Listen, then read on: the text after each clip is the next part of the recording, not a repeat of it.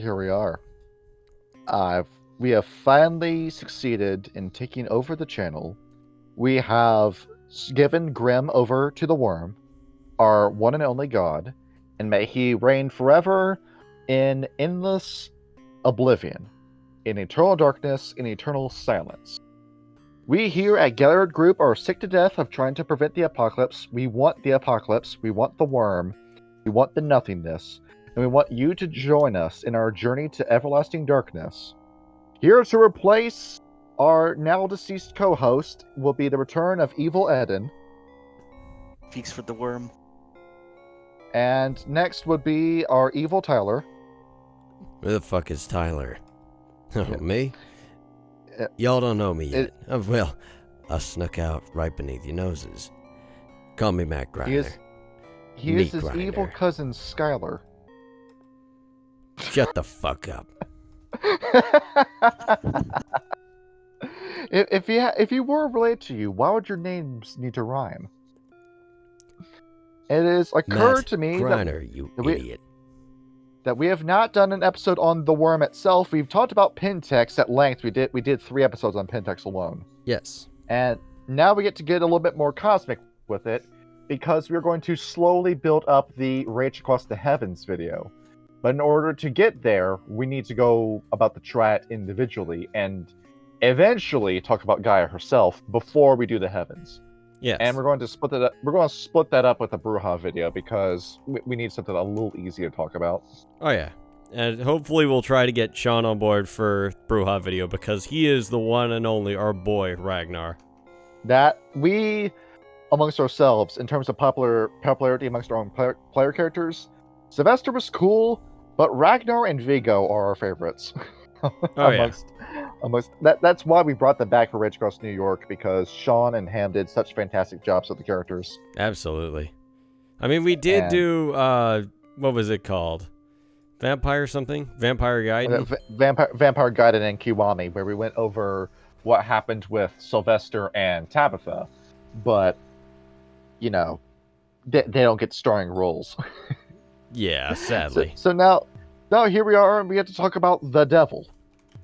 And here he is. Put him up on the screen. Put him up on the screen. Just post his picture. Hey, it's Daddy Worm. Yeah, there he is.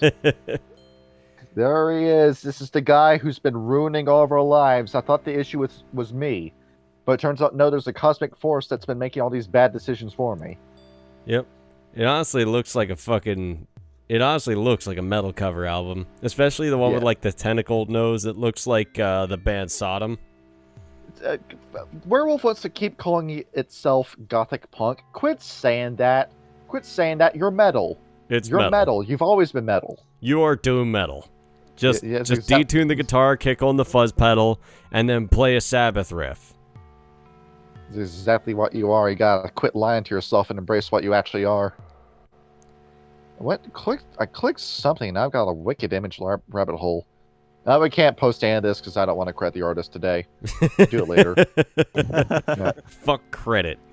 Yeah, but let's not blow up our description with information this time around. Except Jay Cobb right down there. His little and in case you're wondering where Ryan is for this episode, he sweat his balls off today, so we had to call out. Well, I can't say I blame him. He's got a hard job. Yeah. It's physically difficult, and you want to work in a place that wants to cut air conditioning time in order to save cost. Fuck that. Yep. You know, I love Boeing as a company. Yep. They're the best. I love them. So let's get into the nitty-gritty, disgusting details about who the worm is and how it works. Actually, now, question for you. Do you want me to put a Book of the Worm instead? I'm going over first edition. Okay. By Book of the Worm, do you mean the cover? Yeah. The one that's got like did second. The one that's got the nasty hairless werewolf on it. That's the one that's first edition. Oh yeah, I see it. There we go. Let's open that new tab. That.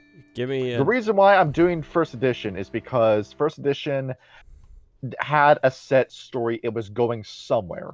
And then that story got derailed with revised because, as we know, the big issue with White Wolf is that overspending. That's the first one. But the second is none of the writers really talked with each other as well as they were supposed to. And you had instances like the Tamahe Ra where they were trying to write out each other's plotlines. So we're going with revised for most of the information. Not revised. We're going with first edition for most of the information on this because that was the concrete vision. Yes. Who came first? Was it the Wild, the Weaver, or the Worm? We said, I think last episode that it was I think we said it was the Wild, actually. It came first. It was the Worm who came first. Oh. And the Book of the Worm itself says this, with the Worm being the first being in the cosmology that existed in nothingness. Before there was creation, there was nothing. And the Worm was sitting there. As for whether or not there was a universe and world of darkness that existed before the Worm, we don't know, but the Worm is there. And through whatever story you want to use, the Wild and the Weaver came out. The Geru story, the werewolves that want to tell you that Gaia came first, that is not true. That is not true. It is only the werewolves who say this. And in his nature of being the force of destruction, the Worm turned, looked at the Wild, looked at the Weaver, and bit a piece off of the Wild and bit a piece off of the Weaver. They both retreated because the Worm was about to kill them. The Worm chewed and swallowed those pieces of the Wild and Weaver, and in doing so, fused kinda sorta with the pieces that he bit off. He was still the Worm, but now he was partially Wild and partially Weaver. He was no longer his purified self anymore. And he was the Balance Worm. Aha, that's how it happens. So, with Dan questioning when we were doing that on the last episode, how was the Worm able to make anything? He always had a little bit of Wild and Weaver in him from the beginning. That's how. He knows how to make stuff. He knows how to give stuff purpose. He just chooses not to, because it's in his nature to destroy. And we have gone over this story how many times by this point? The binding of the Worm? Pretty much every single time we've talked about a werewolf tribe. Every time we talk about Ferrobreed too. Yes. So we're not going to go over the entire story again, but know that the Balance Worm was not a bad guy. The Balance Worm was necessary destruction. He knew what needed to be done in order for there to be room for creation. In order to give life purpose, he needed to destroy. The Weaver refused to understand this. The Weaver, being the control freak that she is, bound the Worm. And the Balance Worm just gave up, so to speak. He realized that through no power of his own was he going to be able to break out of the perfect prison the Weaver made for him. But he did drop off 3 little pieces of himself that fell through the Weaver's pattern web. This being the Triatic Wyrm, as we know it today.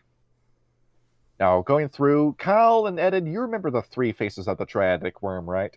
Yep. Yes. That being Defiler, Consumption, and Calamity. Yes. Now, when we, in all of our videos, and the lore in general, talks about the worm, we have been referring to the Defiler Wyrm, because it is the Defiler who is in control of most of everything that goes wrong in the world of darkness.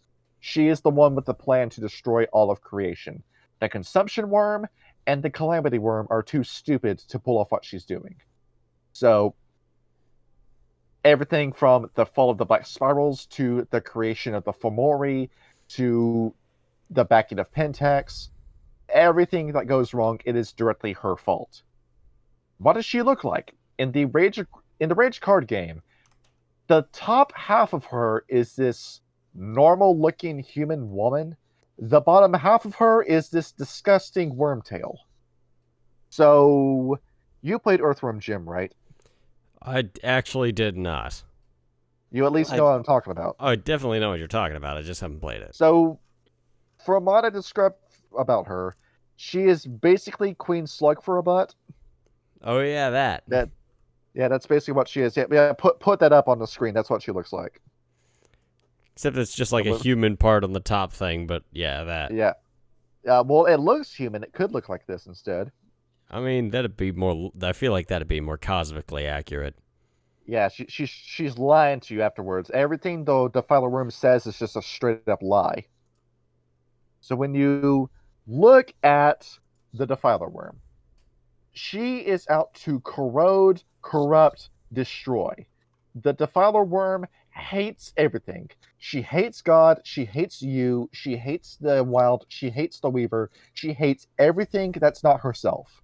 And she wants to see everything corrupted and destroyed. That is in her nature.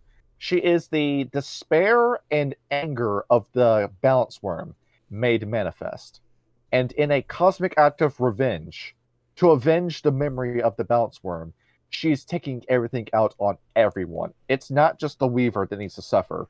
It's all of creation. It's all of the Wild's creation that must suffer. You need to suffer because the Wild made you. That's the reason why the Defiler Worm wants to ruin your life. Or sometimes she won't kill you. Instead, she'll just keep you in a state of perpetual, constant misery that you will never break out of. She's a great person at the end of the day. You see why everyone in the Black Spirals just wants to grovel at her feet. Well, no, they all want to die. Yes. Well, most of the Black Spirals are metis, and when they go into Thrall of the Worm, they get the Defiler aspect with the Thrall. They get those nasty pieces of themselves where they lose their upper lips and snouts. They get the bat noses, the hyena ears, the nasty hides. All the worm taints, they come from her. Yep. And yeah, she is the main antagonist of not just Werewolf, but I'm thinking Mage and Changeling too, because she's directly responsible for those events as well, such as the creation of the Fomorians and the Nephandi as we know them, because a lot of Nephandi that you run across are Malfeans. And Oblivion in Wraith, she knows about that. She's doing nothing to control it. It would be in her interest to be consumed by Oblivion. Technically, wouldn't Beast of War be the one with all the I can't say it straight. Destruction. If Beast of War had half a brain, he would. Ah. But Beast of War, that's a good segue. The Calamity Worm is an idiot. He is just destruction made manifest. He is just destruction. So, just chaos. Yeah, it's not Khorne. It's not blood for the blood god. There's no honor. There's no valor. He is Malal, the chaos god that got cut from 40k. That's what he is. It's just destruction for the sake of destruction. Nothing can be built off the back of the Calamity Worm. Where Oblivion, in its purest sense, that could tie in with the Calamity Worm, but I'm not going to go out and out say that statement. And why hasn't the world been destroyed already? It's because the Calamity Worm is an idiot. He's an idiot. He can't think for himself. It just wanders. Its brain is step, smash, take another step, smash again, kill, destroy, take another step, repeat process. That's as simple as the Calamity Worm is. In fact, the Calamity Worm is such an idiot, he lost to the original wolf when he tried to destroy Yggdrasil. And at least he's smart enough to never attempt that again. The Calamity Worm is not that scary in comparison to the Defiler Worm, because Calamity, you can trick that. After all, it's just it has the brain of a 2-month-old baby, or it's even dumber than a wild animal. It's so simple that you will never really have to fear the Calamity Worm the same way that you have to fear the Defiler. I feel like the Defiler, or like the Calamity Worm, is just like the Yanogu of the World of Darkness. Kind of, sort of. I'm also thinking Shiva in Berserk, the Shiva tree, where it's an almighty idiot. You're the strongest being on the planet, and yet you're too stupid to realize you actually have this power. And that's not a spoiler. The Berserk has been out for how many years by this point? And then lastly, we've got the only actual dragon amongst the worm, the Consumption Worm. Where, take a wild guess what it does based off that name. It devours. Disease.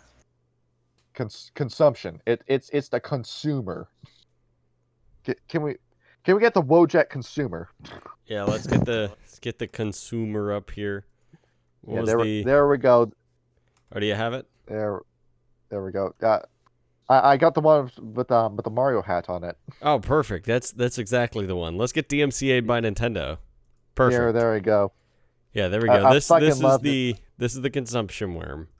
I love. There's another one at Smoothie Bob. Oh, is it actually? Hold up. Trevor Phillips is the most important character in GTA 5. He and Razor Fist beef all the time. You ready to do our See what our you official, want about the consumer worm. You ready to do our official collaboration with Movie Bob? Oh my God, no. If we call him up, he might say yes. I know, but I don't know if I want to deal with that. I've got enough shit going on.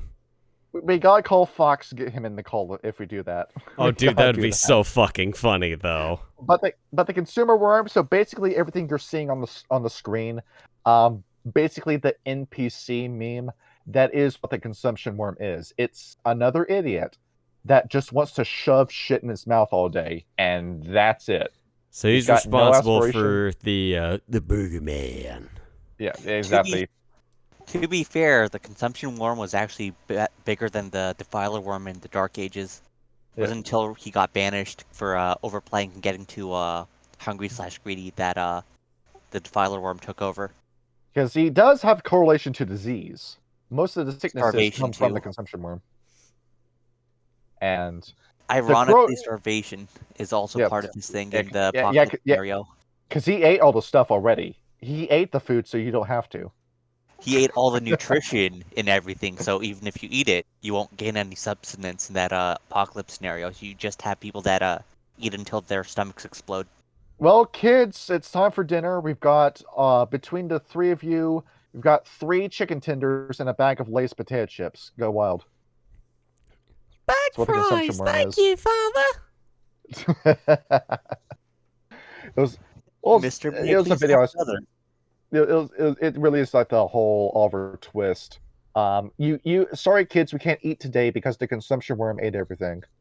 Basically, there it is.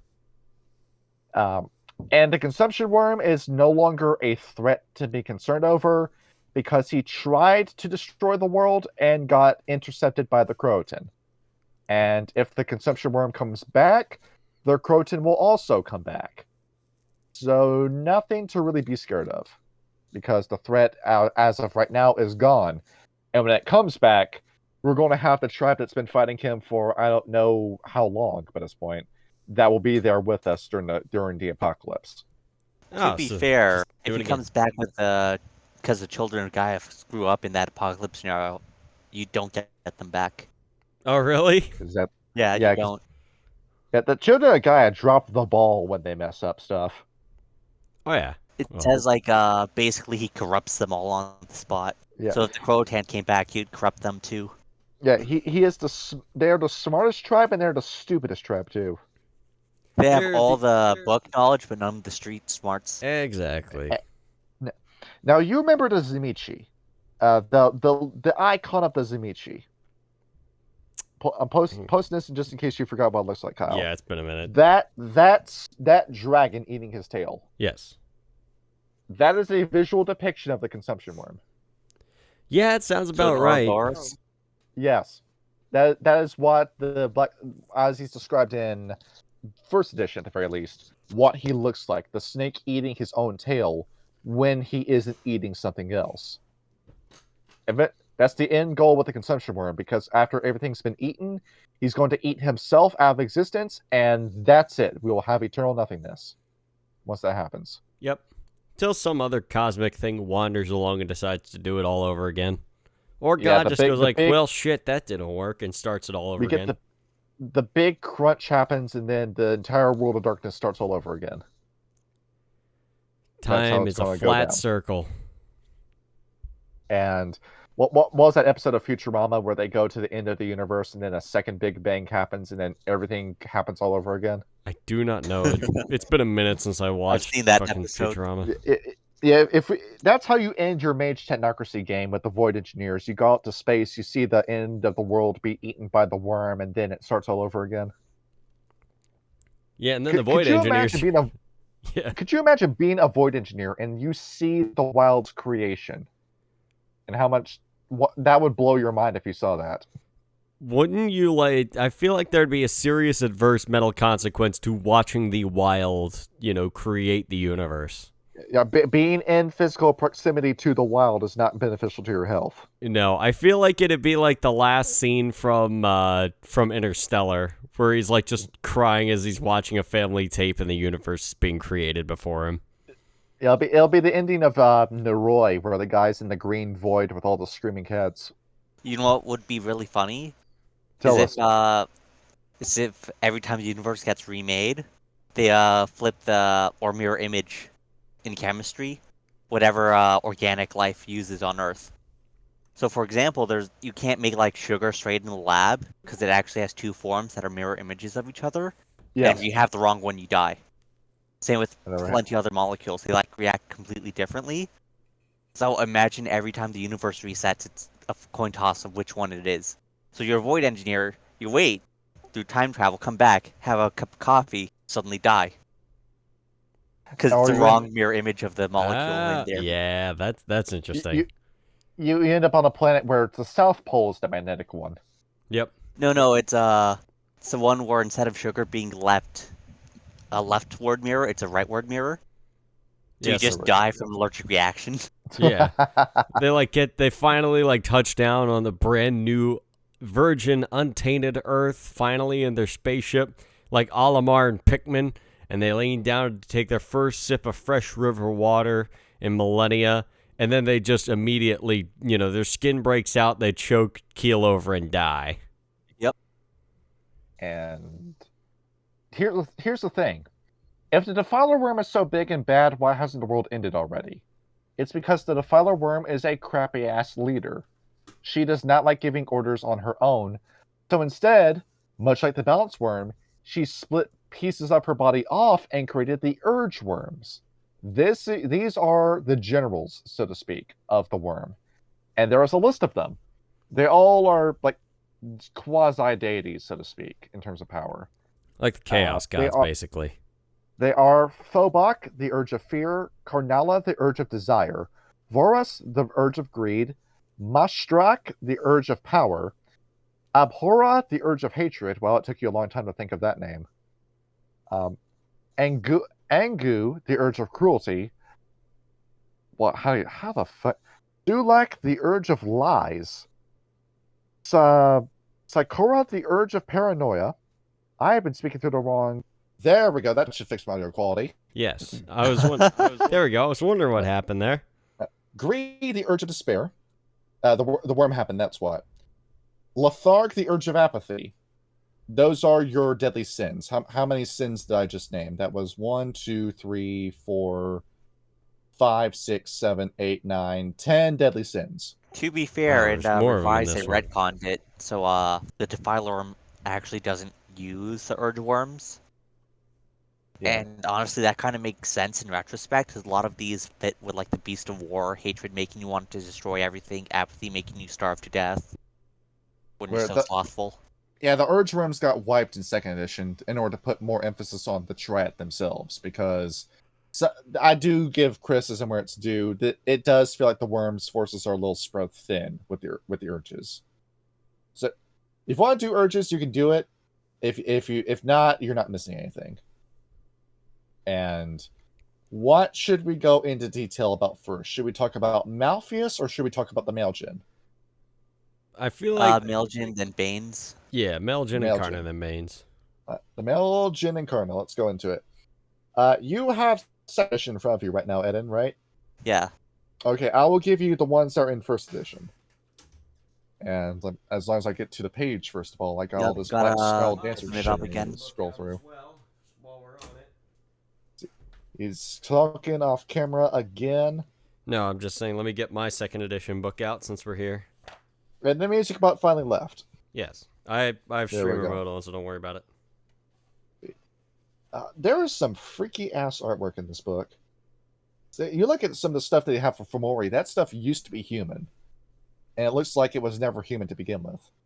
I mean, that's the whole idea. Should we briefly mention the Vujunka? Because I don't think we're ever going to bring them up again. May as well. Yes. And so, they're the worm people. They're just a humanoid race that lives in Malfeas. Did the worm make them? I don't know. The worm probably did, but they're just people that live in Malfeas. What do they look like? They have human bodies, but instead of a human head, they have a big worm neck and a big worm face. And that's what they have. Oh, that's freaky. If you want to go into hell, these are the demons you have waiting for you. And every single one of them has Mind Speak and Mind Block. Incredible. And they all have their own society. They have their own buildings, their own weapons, everything like that. They have a little society down there. Next to the Thunderworms, who are the teeny tiny bits of the worm, the really big, damn powerful spirits that are aspects of the worm, so to speak, that don't really represent anything besides the worm itself.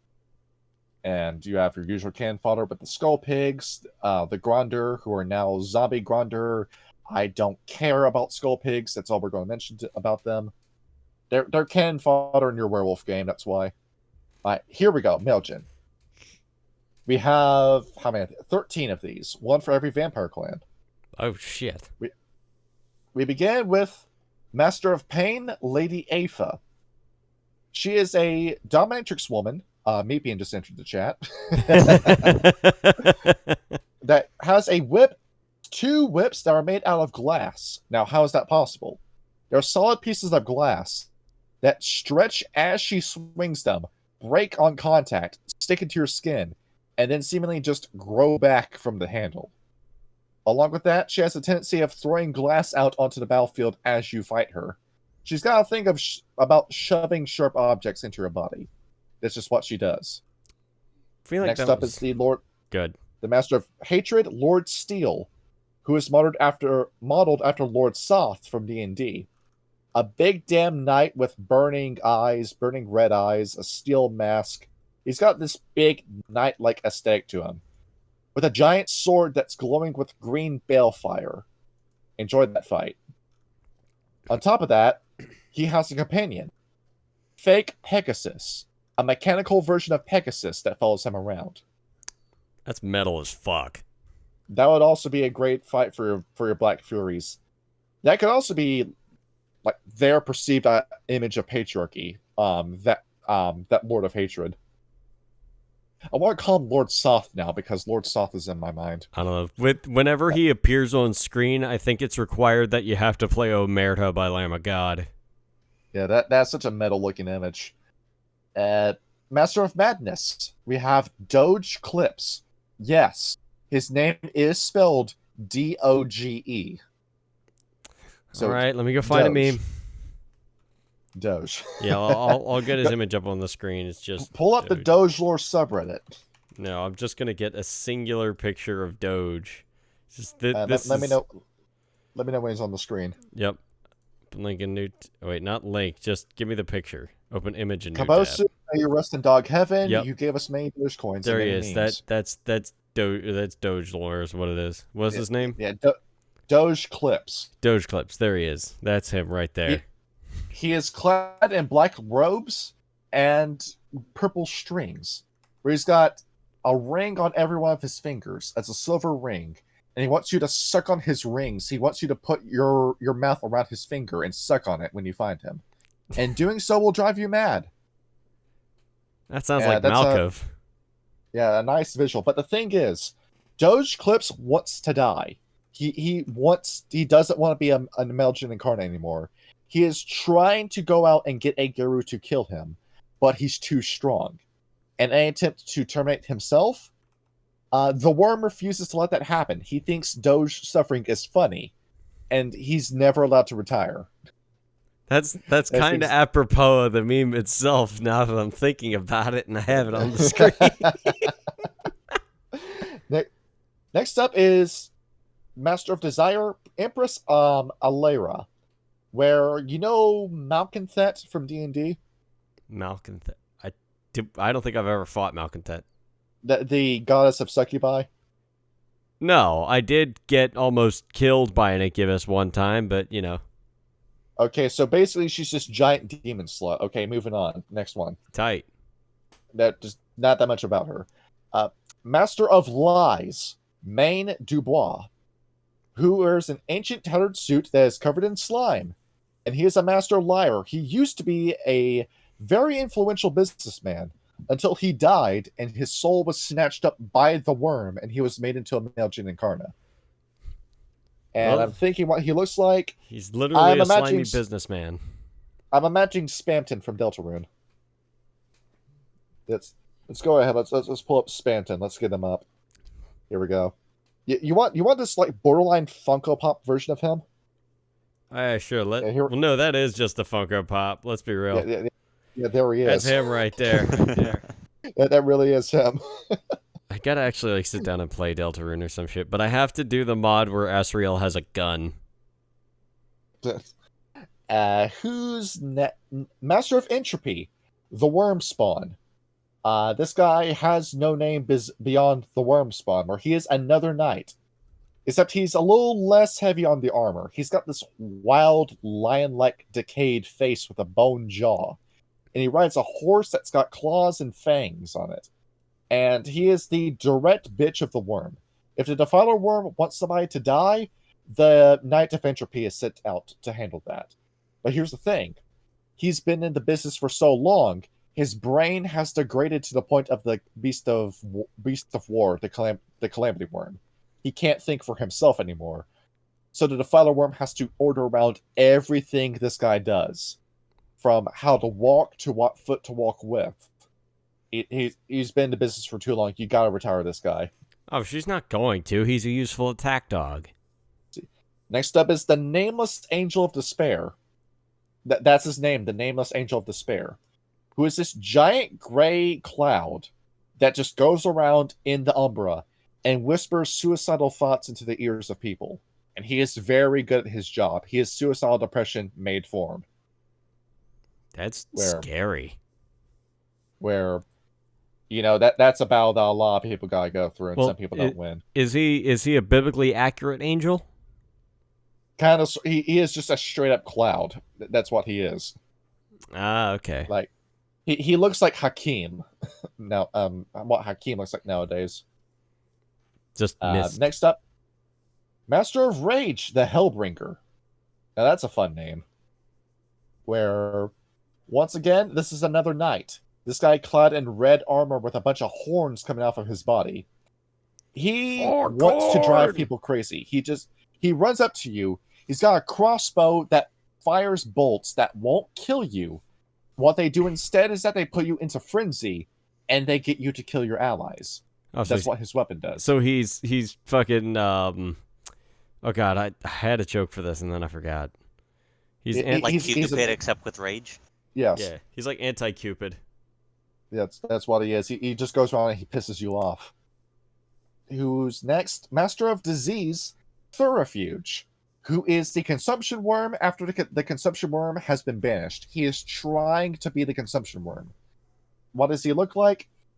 He is weird looking. He's this like shit monster that's got talons and fangs. And he crawls around in his gut and he looks like he's covered in crude oil. And he is waiting for the Consumption Worm to return so he can show the Consumption Worm how good of a job he's been doing as a Consumption Worm, when we know he's going to get no sort of praise when that happens. Master of Hellfire, Karn, which is very similar to Karn. He is this giant, skinny man made out of molten, boiling lava that causes radiation sickness wherever he goes. He goes to every nuclear test site and absorbs the radiation so he can spread it in the Umbra. He gives you cancer just by standing next to you.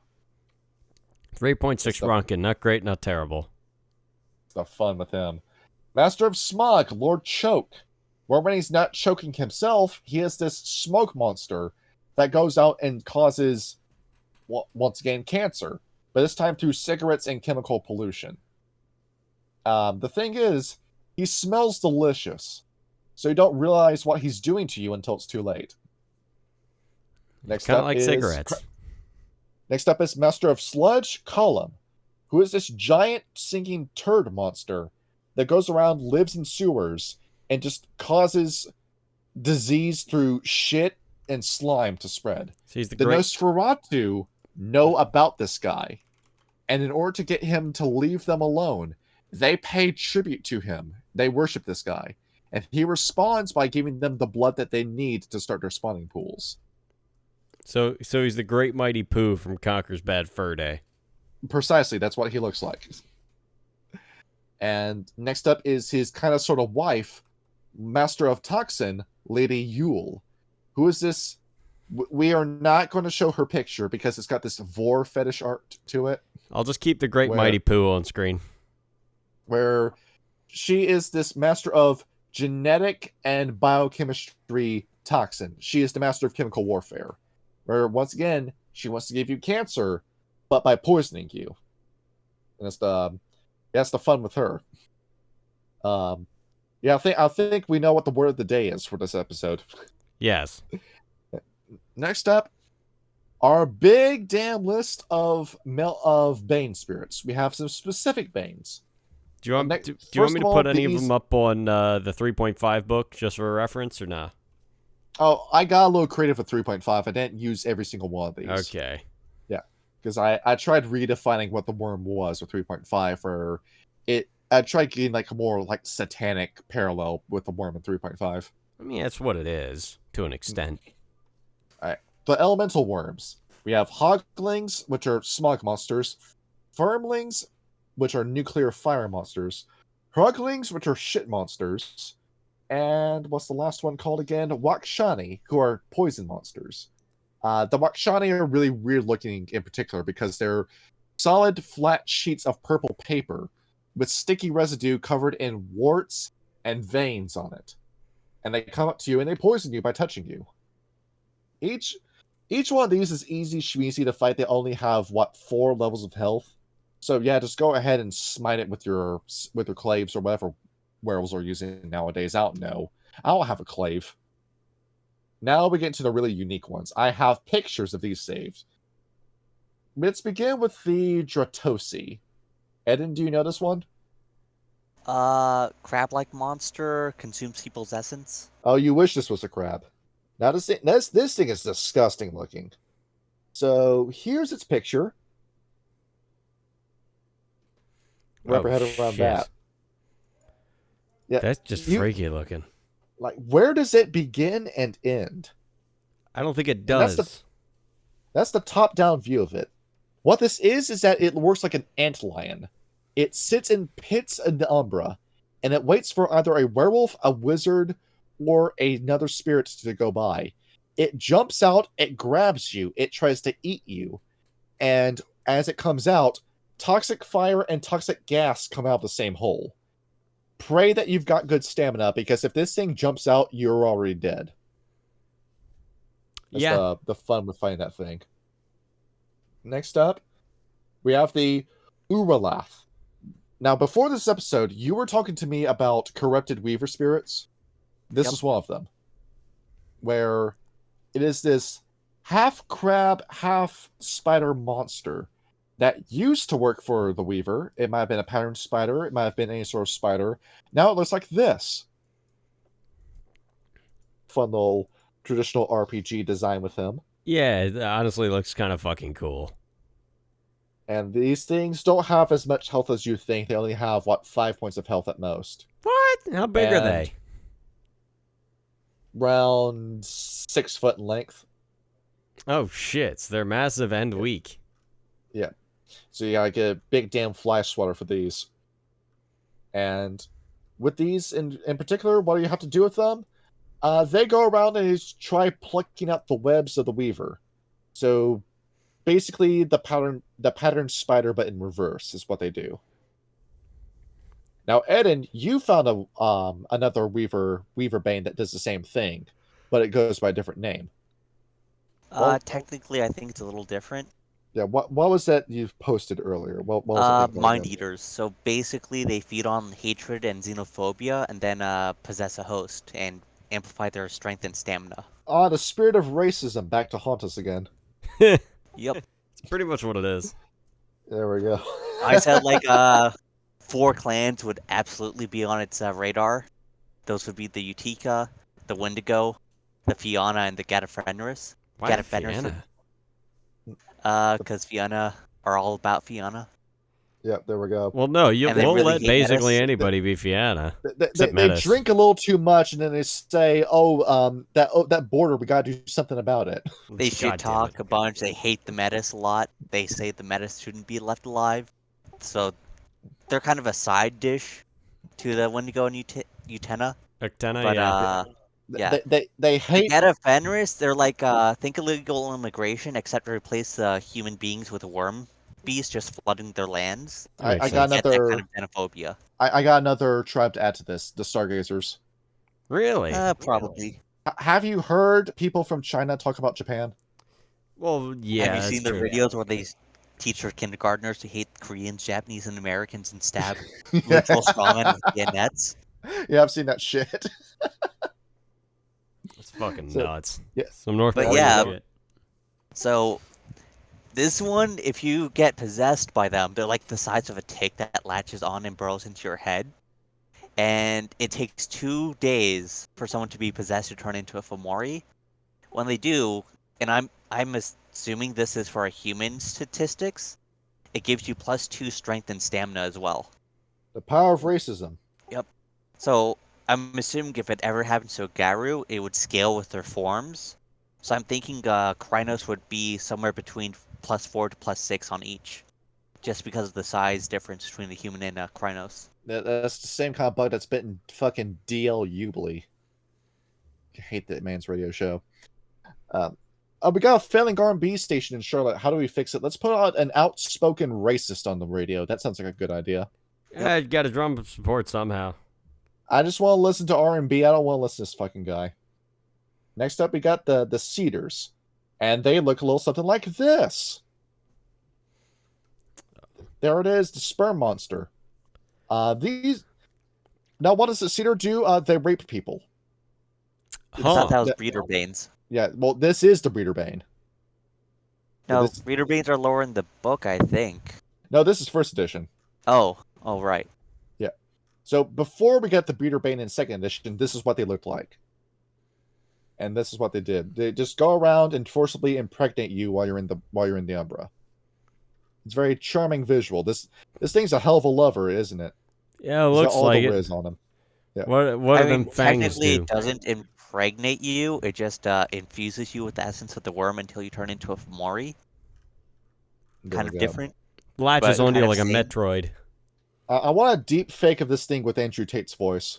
Oh God, no. It's a virgin thing to only have one woman. You gotta have multiple women. Next up, we Polyamory. don't have a picture for this one. The Phantasme, which is not a specter. This is a Fomori that has died and has become a wraith. Yep, Oh. you thought you were free of your torment? Nope, the worm still has you. That's You signed fucked. a devil deal after all. Yeah. So now your ghost is going around causing... Basically, it is the same as a specter, but, it's got the worm seal of approval on it. It's got the worm trademark. That's all we need to talk about those for. Bitter Rages. Giant storm clouds of red mist with black lightning bolts inside of them that fly into your face, fart in your face, and it makes you angry. And that's all it really does. It can't kill you, it just pisses you off. Yep. It just goes, and then you're like, oh, I'm gonna kill somebody, and that's it. What's that Jeremy from Smiling Friends? That your hellish entertainment? Oh yeah. This is Jeremy, your only form of hellish entertainment. Blew up the microphone doing that. Yep. Dude, if you do that again, I swear to God, I'm gonna punch you. I'm not kidding. Now we get scary. The Oasis. Now the book says, be sparing with these. There are only like 5 in existence. And it's because of just how damn deadly this is. This is 15 levels of health when you go up against this. What the What does fuck? it look like? It's a fallen cairn. It's a destroyed cairn. When you go in and you break the moonstone that holds a cairn together, it becomes possessed and it becomes alive. The floor, the walls, and the ceiling attack you with the spirit. Oh, that's a hell of a fucked. fight. And yeah, imagine going into a room that's fully prehensile, has full control over itself, and it attacks you. It's like that comic, Or- I'm Sorry, John. Exactly. Or imagine you're in the middle of a desert or a giant nuclear wasteland, and then you find this one pristine spot, go down, drink the water, and realize, no, it's a trap. It's just an illusion. You just drank a bunch of Banes, now you're possessed. I thought of a perfect example for that. Eden, are you familiar with JoJo? I am not. Or at least I There's a- haven't watched it, but I've seen some clips. There's a stand in it that you just perfectly described, Geb, that is oasis water that comes alive in the desert and attacks you. Is that the what it is? It gets introduced by popping out of a man's canteen where it rips his head off. Oof. That's pretty fucked. So that's what you're going up against with the oasis. Also, I want to go back really quick to Bitter Rages. Yeah, bring They it up. really like possessing Garu and making them kill each other. Yeah. Apparently, they can sap your own gnosis to convert it into rage and then force feed it to you until you just frenzy and kill everyone. Yeah, one of those gets in your nose that gives you 10 points of rage. Just gonna crank that out. I You think smell that corpse of your lover that just died. we just gave Everyone Cal an thinks idea you're- for Ends the Road in our live play. Hey, you don't say. No, you give Enzero the Mind Eater. There it is. Yeah, and the she whole is pretty xenophobic. Yeah. Aren't all Wendigo? That's true. There it is. We will fuel the Nunavut nation off of red power. The one truly renewable energy source. Yes. Take the red pill, none of it. Let's see. Next up are the Nocturnae. They look like human women, but they're not. There's stuff that's wrong with them, like having fingernails and fingers that are way too long, freaky looking feet, scraggly witch hair. Whenever they open their mouths, just like white pimple pus rolls out of their mouth onto their chins. And what they do, sleep paralysis. That's what they give you. They go out and they're either your sleep paralysis demon or they conjure one for you, where it just stresses you the fuck out. Not even chemically induced sleep can save you from this. And it just breaks you down mentally and leaves you open for possession from another Bane. It's a support Bane. Smart warfare. Next up is the one that's the most disgusting, the meat puppet. Where it is this is technically a Fomori. It is a recently deceased child, kitten, or puppy that gets possessed by a Bane, comes back as a zombie, and then comes after its owner or parent. That's fucking scary. So you could have like a fucking Chucky baby, but it's actually a baby. Yeah. You remember the monkey's paw legend? Where they Yeah. wish for their son to come back to life and he comes back as this messed up zombie?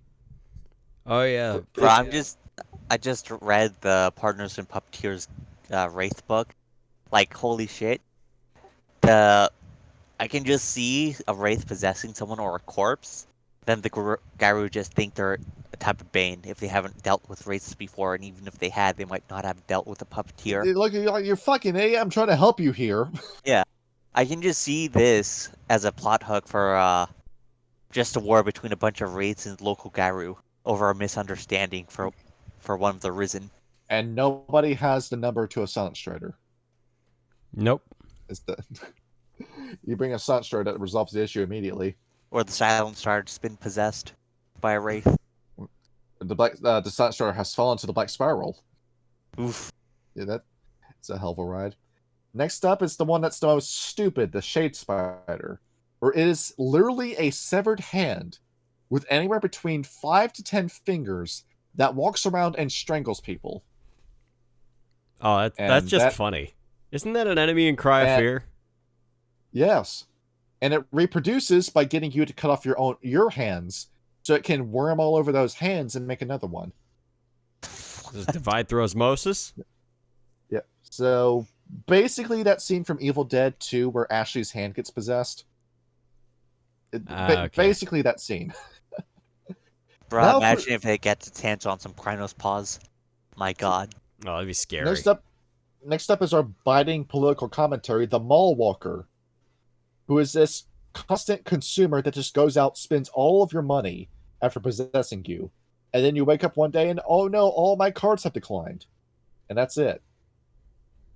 That's literally it. All you really need to do is just have a massive yard sale and the problem fixes itself. Or you just decide I guess I'll start my own retail store then. Now we got pictures again. And for the most distinct picture in World of Darkness, it goes to this. What the fuck is that? Yeah, you're trying to find out what you're looking at. Yeah. This is a raptor. A what? Yep. A raptor. The spirits of rape. Where they possess you and turn you into a Coomer. That's what happens. Jesus. Where you're at the Pride event and you walk over to a child and you're masturbating as you're walking over to them. That's what they make you do. Yeah. So, yeah, any sex crime you can think of a horrible level, these are the things that make you do it. Bro, I gotta take a fucking shower. I feel gross after talking about this shit. Yeah, and last one is the most pathetic of them all in terms of stats. The Scryer. He's got a pretty interesting design, but this is what... imagine this thing coming after you. How is this thing supposed to move? It probably Honestly, hops I think around. I kind of feel like that would actually be the raptor, not the scryer, just because that crotch level thing kind of looks like a dick. Yeah, his dick is out and everything. And what are these things? There are these little beta worms, little beta spirits that just suck up to other Malogen and Karna and other Banes and ask for favors and try doing stuff to please the Banes. They're the weakest of all the Banes. Just step on it, it'll die. And there we go. That's it for first edition. Now for second edition. Let's see what's in this book. Give me a moment. This book got a big damn book. What page are you currently on? 118 is where the Banes start. 118. Okay, I'm on page 18. Let me get down to your level. And we will talk about the Yama Kings in just a minute. You gotta get through all their catalog first. Yep. Then we'll talk about some of the novel ones. Yeah, the novels. I sent Kyle no pages and no notes for this episode because it's just me going through a catalog of spirits. Yeah, basically. Yeah, how quickly did we go through history? 10 minutes at most? Yeah, so I imagine this is going to be a fairly short episode. So yeah, Kyle, Ed, you can start with the descriptions. Let me reread this. Dreammakers. Now take a wild guess as to what they do. Where I'm assuming it's like the sleep paralysis demons. Where It's basically where it makes your dreams come true. At least it makes it seem that way. it's like a monkey's paw. Yeah. You get what you wanted, but not the way you wanted it. Yep. Yeah, and there's the Bitter Rage again, the Totems again. I like the Totems picture in that book because it looks like a crab monster coming out. Yep. It's a lot around the eyes. Next one up is Gray Masses. They apparently beat Last of Us by like 2 decades. Damn. It's a With this fungus monster. It takes over your brain. Yes, but in like the span of seconds. Like, imagine if you have a completely molded over piece of food, And you eat and it. imagine if it grew legs and immediately just jumped on someone and exploded in spores. Then all those people that breathed them in turned into them and then run at other people and exploded. It's the bread monster from Team Fortress 2. There we go. after they teleported bread. For the record, everyone hates these, even other Banes and minions of the Worm, even Black Spiral Dancers, because they can possess Gyro as easily as any other creature. Well, Tyler, I guess we're gonna be fine as long as nobody teleports any bread. Any moldy bread. What if I've already been doing that? You what? You told me to. How much? I have done nothing but teleport to bread for 3 days. Where have you been sending it?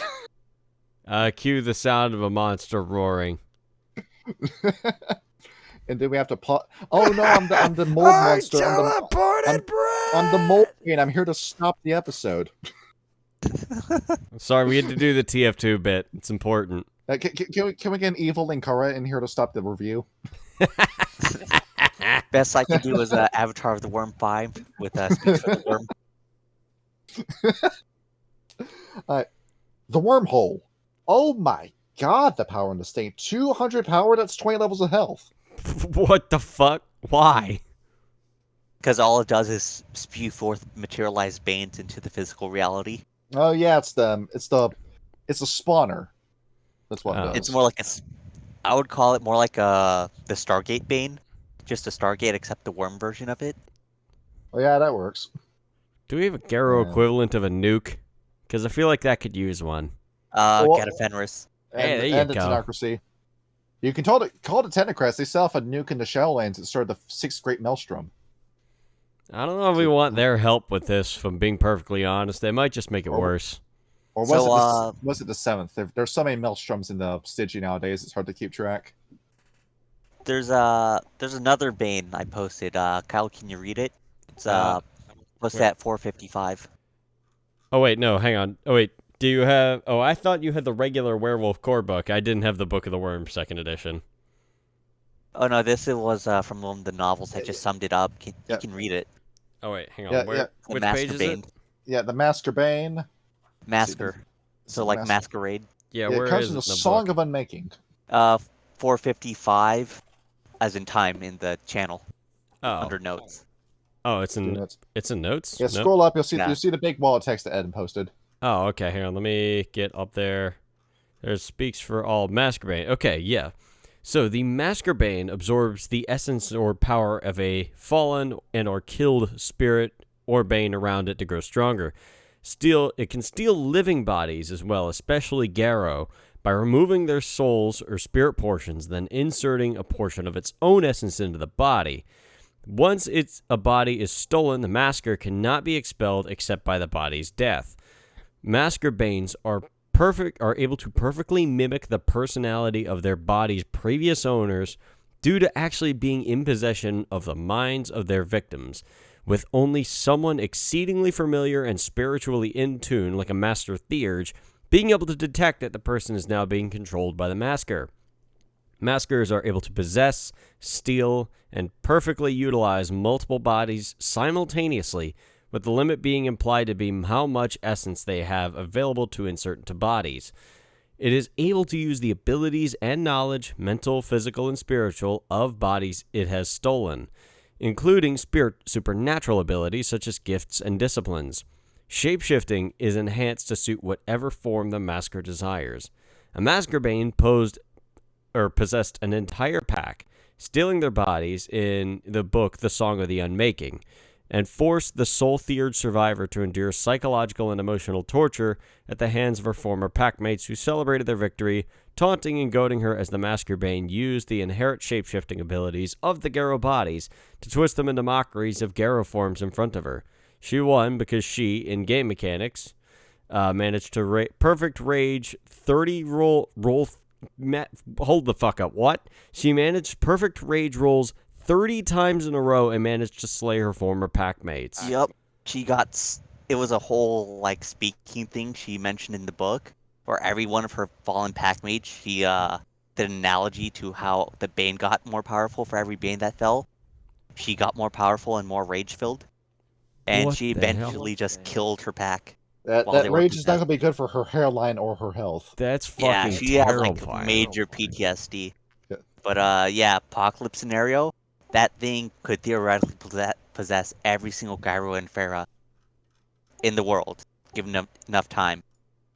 You see why you gotta call an exorcist for this kind of shit. Yeah. Well, you gotta put them down. You can't expel them because their body's now bonded to the essence of the spirit. There's no soul. Which is why the Bane Tenders are so important. Yep. So important. Until they too become possessed. Yeah. Because that is a dangerous job. Yeah, so theoretically, the only thing stopping it is essence limitations. And the thing is, if it possesses enough bodies, it can just make the Gyru that possess just hunt down spirits and consume their essence. All right, now, Battle of the Apocalypses. A Archmasker, let's call it, takes control of all the Garo. At the same time, Elder Zamichi decides to enact his plan to There it is. take control of all the world's bioorganisms. Who would win in that fight? Zamichi. I would say the Master, because because Zamichi doesn't have a soul. That's a Therefore, good he can't be point. possessed. He's got Mama Kupala at his back. So if Transylvania Chronicles hasn't happened, I think Kupala's going to pull through with that. So it all depends on if Malakupala is there, and if the Masker can manage to reach the body of the Elder before Mama Kupala comes to fight. Yeah. It might just be that Zumichi's just too damn big to possess. I don't know about that. I mean, Garo The already man dug a hole to China in his spare time. Like, of all the Banes in here, Maskers are probably the scariest of them all. And it's in a novel that you hear about them. Yeah. A lot of creative ideas in World of Darkness. That you really gotta dig deep for some of this stuff. But when you I do was having a find conversation with conversation with JG earlier today, and he brought up the Bruja novel that I haven't read yet. And he was telling me about that book. And well, yeah, there we go. There's another version of that in the Puppeteer. Oh yeah, there we go. That's from Valkenburg Foundation. Oh, we gotta do an episode on Valkenburg in the future. We gotta do that. But we gotta talk about Samuel Haight when we talk about it. Damn it. Samuel Not Haight? really. I don't want to talk about Samuel Haight again. Ugh. You know what's really funny? All the older source books always have like a Garu getting possessed or mind controlled. Because they have that element where the Garu cannot trust other Garu no matter what. Doesn't matter what their intentions are, they could just get possessed or mind controlled and turned on the pack. Which is why Sense Worm is so important to have a gift. Yes. You know, I was thinking about a homebrew reason why the Garu don't just spam it all the time. I'm just thinking it's like a kill on side offense for someone to use it on you. Yeah. And then for you to not be of the worm. Yeah, it's offensive. Like, it's one of those duel to the death kind of offenses. You're going to go and you're going to accuse me of being with the worm. I'm not going to take that honor besmirch. No, even suspecting it openly and then using a check for no good reason should be kill on sight reason. Yeah. Or rationale or justification. You're throwing noses down the drain doing that. Yes. No, you just basically said, this guy might be of the worm. I'm going to check him out because he's pretty sus. There it is. Like, the amount of renown and respect or honor you would lose just from someone saying that. That is a duel to the death. Now, you want to talk about the monsters in this book? And we weren't doing that already? No, these are the gray area where they're not quite Fomori, but it's stuff that the Banes possess. Oh yeah, let's do that then. We begin with the blood vines, which are simply man-eating plants.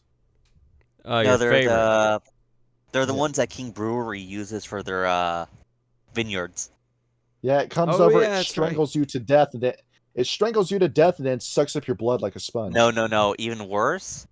It grabs you, force feeds you a grape. That grape hatches in you, and then vines sprout forth from you, and then they go underground with their roots to connect to the main vine, which is just one giant organism. Yeah. So it's like the plants that Kurama uses in Yu Yu Hakusho, where they don't chomp onto you, they just suck your blood. Basically, but you're alive the entire time as they're controlling your meat suit back to the vineyard No, before you remember finally die. You remember when we did our Pentix episode that there was an executive that was filled with this stuff?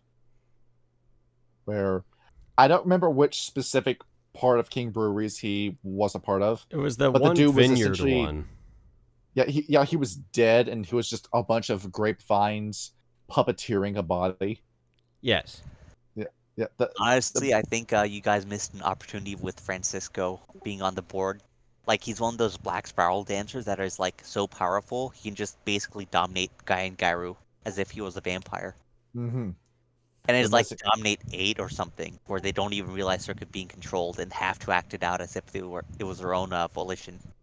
The thing is, black spiral dancers are very hard to work with. They don't want to ever attend the weekly meetings. Unless you're And they get- Francisco.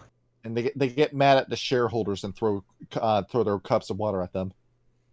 Nah, they just invite the shareholders over to a one-on-one talk inside the hive, and make sure the shareholders all get possessed by Banes. That make sure the shareholders go along with whatever you want. They invite them onto the helicopter ride, and they fly over the Atlantic Ocean.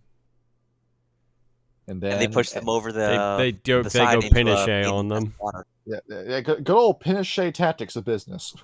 Yep. There's in Blood Dim Times. There's actually a Fomori section, and that's actually one of the Fomori. It's just people that have been pushed over or suicide into like rivers or oceans, lured by Bane, that then just possess their dead corpse. Yeah, back when the Hudson River was Yeah, actually filled with polluted. filled with car paint, and it caught Oof. fire because it was so polluted. Thank you, Yeah. Thank you, RFKJ, for cleaning the Hudson. So no Banes in Blood Dim Tides, but there are a whole bunch of Fomori. What's next is the Heart Eater. We'll take a wild guess what that does. It devours the Eats your heart. Makes Okay. you all right, that's good. All right, let's continue. Oh, it sounds like a certain Wendigo I know. There it is. wait. Actually, they break your heart, and Yeah. then metaphorically, Oh, then okay. literally. I thought they Yeah. actually ate It's So more they people's make meth- you think you You see, when the Wendigo do it, it's a spiritual thing. It's not for the taste. It's to send a message. That's what it's for. So basically, this one actually makes you think you've been treasoned against or betrayed, in order for you to then feel like you should betray whoever you thought betrayed you. Feeds on all those emotions, then it eats your heart, literally. Yeah, paranoia. And next up is the Werewolves, where this is scary. This is a cloned werewolf with a puppet body that has no soul, that is then used as a puppet soldier and thrown in mass at cairns to take them over. Not only that, the only food they like is Garu flesh. Oh, That's shit. Everything. Yep.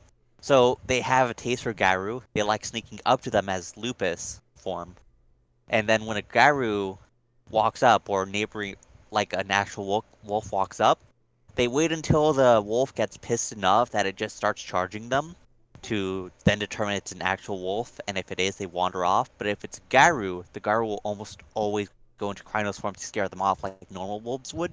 And that's when they know they actually have their favorite meal, and then they shapeshift to the surprise of the Garu, swarm him and eat him while he's in shock.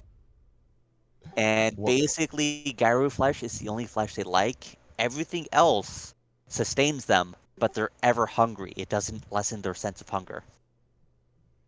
Now, I'm just wondering what would happen if they started breeding them with captured Garu or Black Spiral Dancers. Like, I'm just wondering if Francisco realizes what these are and realizes, wait, they have no soul? We can just stick a breeder bane inside of them and breed with them. I feel like that'd just Kyle, make more menace, I think. You have not read Full Metal Alchemist. Just put that picture up on the screen. Yeah, if you know, you know. That's basically what the werewolves are. That's freaky looking. Yeah. What are those, homunculi? Yeah, the mass-produced ones that eat people. And lastly, in terms of Fomori, I'm going to bring up the Yama Kings in a minute. Wait, but let's no, bring up. We got to bring do up the first Ronin. It's right at the next Yes, page. the first Ronin. Yeah. The first Ronin. The first man to ever quit a tribe or be exiled from a tribe. He's still alive. He was the first Metis. That's why he was exiled. Yeah. The first Metis where it's like the Anku from the Malkavian book. He basically, this is why the pack structure is so damn important. Because he targets werewolves who are by themselves, pops up out of nowhere. He 1v1s you, and he always wins. You cannot kill this guy. You cannot win that fight with him. He's like a regenerator from Resident Evil 4, except if he didn't have any parasites to kill to stop him from regenerating. Yeah, exactly. Because any damage you deal to him, it immediately recovers. Immediately. Sounds like a pain in the ass. In terms of his stats, he's always in Kraus form. So I think this is before modifiers. And he's 12 feet tall.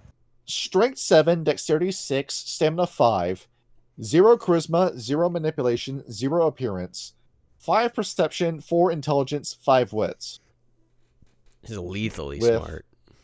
With 5 points in Alertness, Athletics, Brawl, and Dodge.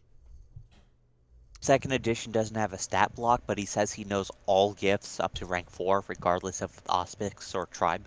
What the fuck? He's been around for a long time. And see, he's got 2 different pictures of him. Let's see. Here's one of them. No, that's not the fucking picture. I want to delete that shit. Ah, I fucking hate when Wikio. I copy the image and it just doesn't copy the image. Second edition also has a really cool or terrifying. Here he is. Oh, he's fucking weird looking, dude. He's got no hair. It also says in second edition his skin is pale white and his body is covered in ancient patterns that bear the name and the legend of which Garu he faces. His fangs and claws are silver and the flesh around him is blackened from the burning pain they inflict on him. He's like Victor Zaz. He's going to run out of space with those tally marks one day. Yeah. They aren't even tally marks, they just mystically appear on him as he's facing his opponent. He's got to erase the last one and then put a new guy's name on there. No, it's mystical. It does it automatically. Like, imagine if you meet someone, and that someone has a tattoo that transforms to whoever they meet, and it tells you exactly how you're going to die at the exact time, as well as everything in between your birth and your death. He's Maui from Moana. I don't know what that is, but probably. You mean Maori? Yeah. Dwayne The Rock Johnson in Moana. That's what he is. What can I say except you're welcome? Here's another picture of him, by the way. Motherfucker, he is hard to look at. He looks like Deadpool in Cronus form. Yeah. So, yeah, it depends on how much cancer you want to give him. Is up to you as a storyteller. Bruh, you gotta do the whole tattoo thing or something like that. Like, imagine your character is literally just gazing upon him and then seeing his flesh craft all those runes, revealing every moment of your life as if you was flashing before your eyes before you're gonna die. What if it's his skin cancer that gives you the messages? That's probably what it is. Yes. It turns out, no, it's not tattoo ink. It's just melanoma. It's a sentient melanoma. Not skin cancer. Or imagine if there was a Bane that partially possessed someone, except it doesn't fully possess him. It possesses a bunch of their cells and turns them into cancer, so you have sentient cancer moving through your body. That is a worm taint, yeah. Oh, that's kind of neat. Yeah. Have you been talking with King about what I've been doing with our Hunter game? Me? A little bit. Yeah. That's basically what I've did with Jason Peterson in our game. Where it's not the worm doing it, it's a Zamichi who did it. Who took a piece of himself, removed his large intestine, replaced it with the Zamichi part, that then became the large intestine, and then, like it was stage 4 cancer, spread to other parts of his body, so you couldn't extract him. And he became a ghoul that way. Yeah. All the stuff you do is a vicissitude. The book just scratches the surface as to how creative you can get with vicissitude. It's my favorite discipline. And yeah, the world-ending super virus. You want to talk about the Yama Kings now? I think that's quite important, yes. So basically these are Malogen Incarna by other names. Is that the Kuei Jin don't really know about the worm anymore. It's been a long time since they were the Wanshan, and they don't talk to the Makola anymore. We have many Yama Kings. It's supposed to be 10 in Asian mythology. You have 10 judges known as the Yama that oversee heaven and hell and give you your punishment based off of what you did in life. And there wasn't just one hell. There were multiple hells that you would go to. I think it was somewhere... I could be wildly wrong about this. I think it was 77 different hills. I might be mixing this up with Islam. That's a fucking lot. But yeah, sometimes God knew that there were many different people on Earth, so he made multiple separate yet equal hills. And Ronald Reagan greets you there at the gates. Gotta say something real quick. I think GJ120 wants to come in. See if it wants to come in. Yeah, go ahead. He says he has something planned. For the worm. I don't know. It might be something different, like a shout out. All right. And see, I'll message him. It's in Storyteller's Garden. See, I'll message him about this. You got anything to say about the Malogen Incarnate? Not the Yama Kings. Before we go into this. Nope. I got nothing myself. Well, there was the end of that. see something. Honestly, I think one of the things we should have covered first before or right after the history of the worm is how Luna basically just took a piece of the worm and just put it in every single Gyru in the form of their rage. Yeah, because So you had to. I was joking with the daddy worm part, but it's an actual serious point that the Gyro are at least part children of the worm. Why do It you goes. think they keep fucking up? They literally have a piece of worm inside of them Well, that makes them fuck up with their rage. Know Their thy jealousy, enemy, their know bitterness. thyself. They're every bit of Wild Weaver and Worm combined into one. They can create like the Wild can with their gifts and powers and their knowledge and human intuition. They can form tribes and identities like the Weaver can, and they're capable of great violence just like the Worm. Yep. And it goes to show that there's a massive flaw with the Children of Gaia, denying the rage, denying the Worm connection. Not only that, it's every piece of the triad is in them in the form of their thoughts with the worm. I touched on this earlier. The Metis have the Defiler worm as their aspect for Thrall the Worm. They just sexually assault everything in sight that's living or was once living. The Hamids, those are consumption worm. They go full on cannibal because that's something people have an instinctive aversion to, even if the being's dead. Wolves do not. Wolves won't kill each other to eat, but they will eat each other if they have to. And wolves, because they're innately just extremely close tight, extended families and all of that, they'll attack everything inside to utter destruction, which is a perversion of the whole family structure. Going back to Metis real quick, they're like sexually repressed because even if a Metis took a non-kinfolk human, if that non-kin was to mate with even a kinfolk, there was a chance that they might produce a Gyru. And If not they are a another perfect kinfolk. Metis.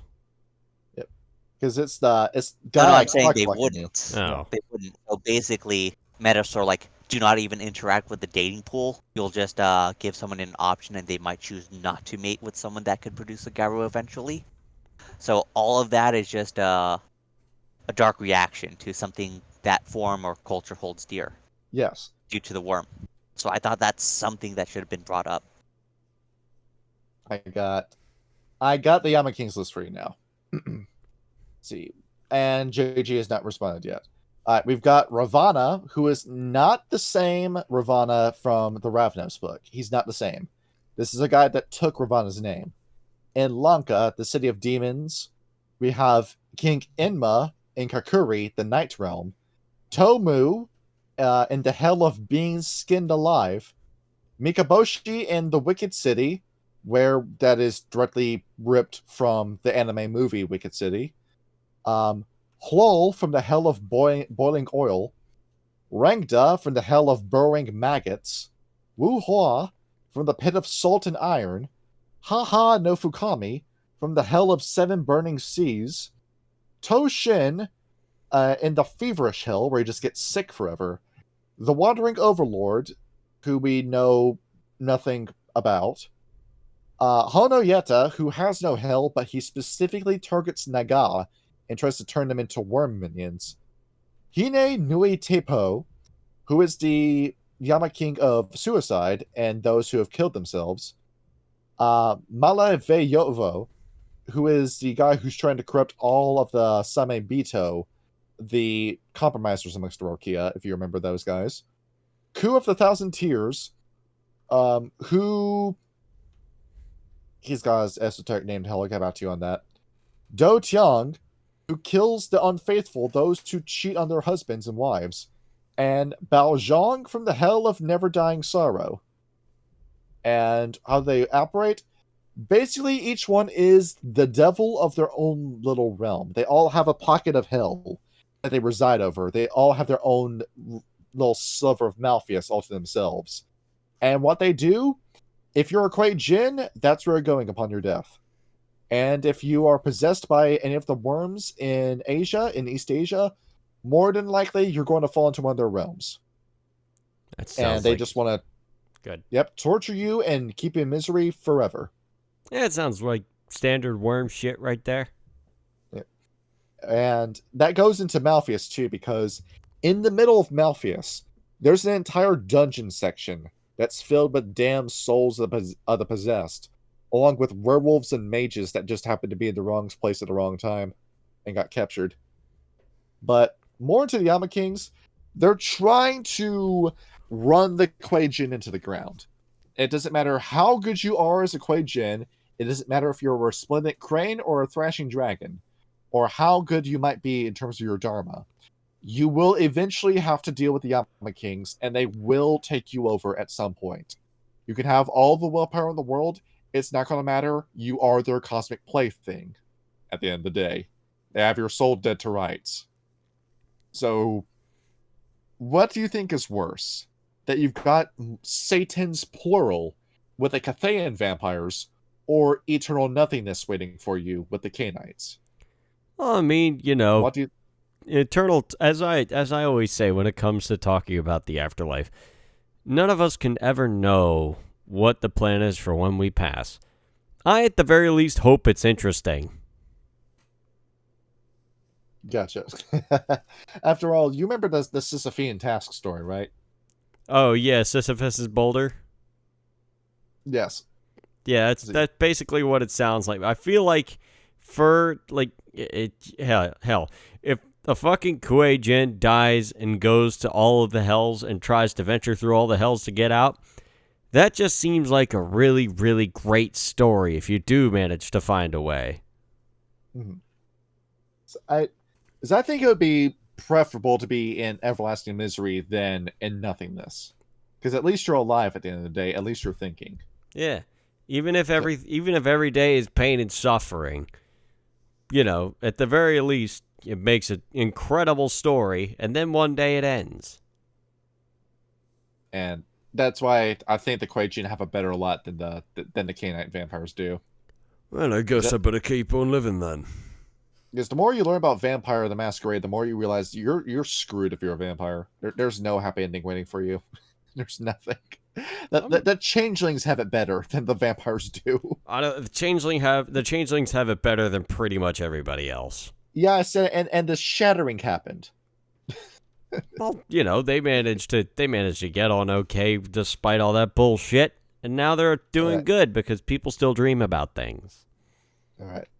Let's talk about Malfeas now. Ah, yes, the realm of the worm. You want to go to hell? Because that's what it is. That's basically what it is. Yep, pull out the video of James Hetfield singing the South Park movie. Little boy, you're going to hell. Damn, but that's a rock of the best, and I was John Dale. Going to the man's on your Dale. You need to smoke more cigarettes to sing metal. No, I'll just drink more whiskey like Lemmy did. It's some good advice. What Malfeas is the worm of the realm of the worm. I think the Defiler in particular, because that's where she spends most of her time. Where it is just a massive garbage heap. You know, most spirits, if they have a realm to themselves, want it to look presentable. The Defiler worm makes it look like shit on purpose. I think it's more like a city, actually. Yeah, it actually has like buildings and such, and then it like kind of connects to the other realms, like it's a city. Suburby. If she took the city, she put it in a burlap sack, shook it around, stepped on it a few times, and then poured the city back out onto the ground. That's the kind of city it looks like. Yeah. And then there's like transition zones where it suddenly transitions into other realms.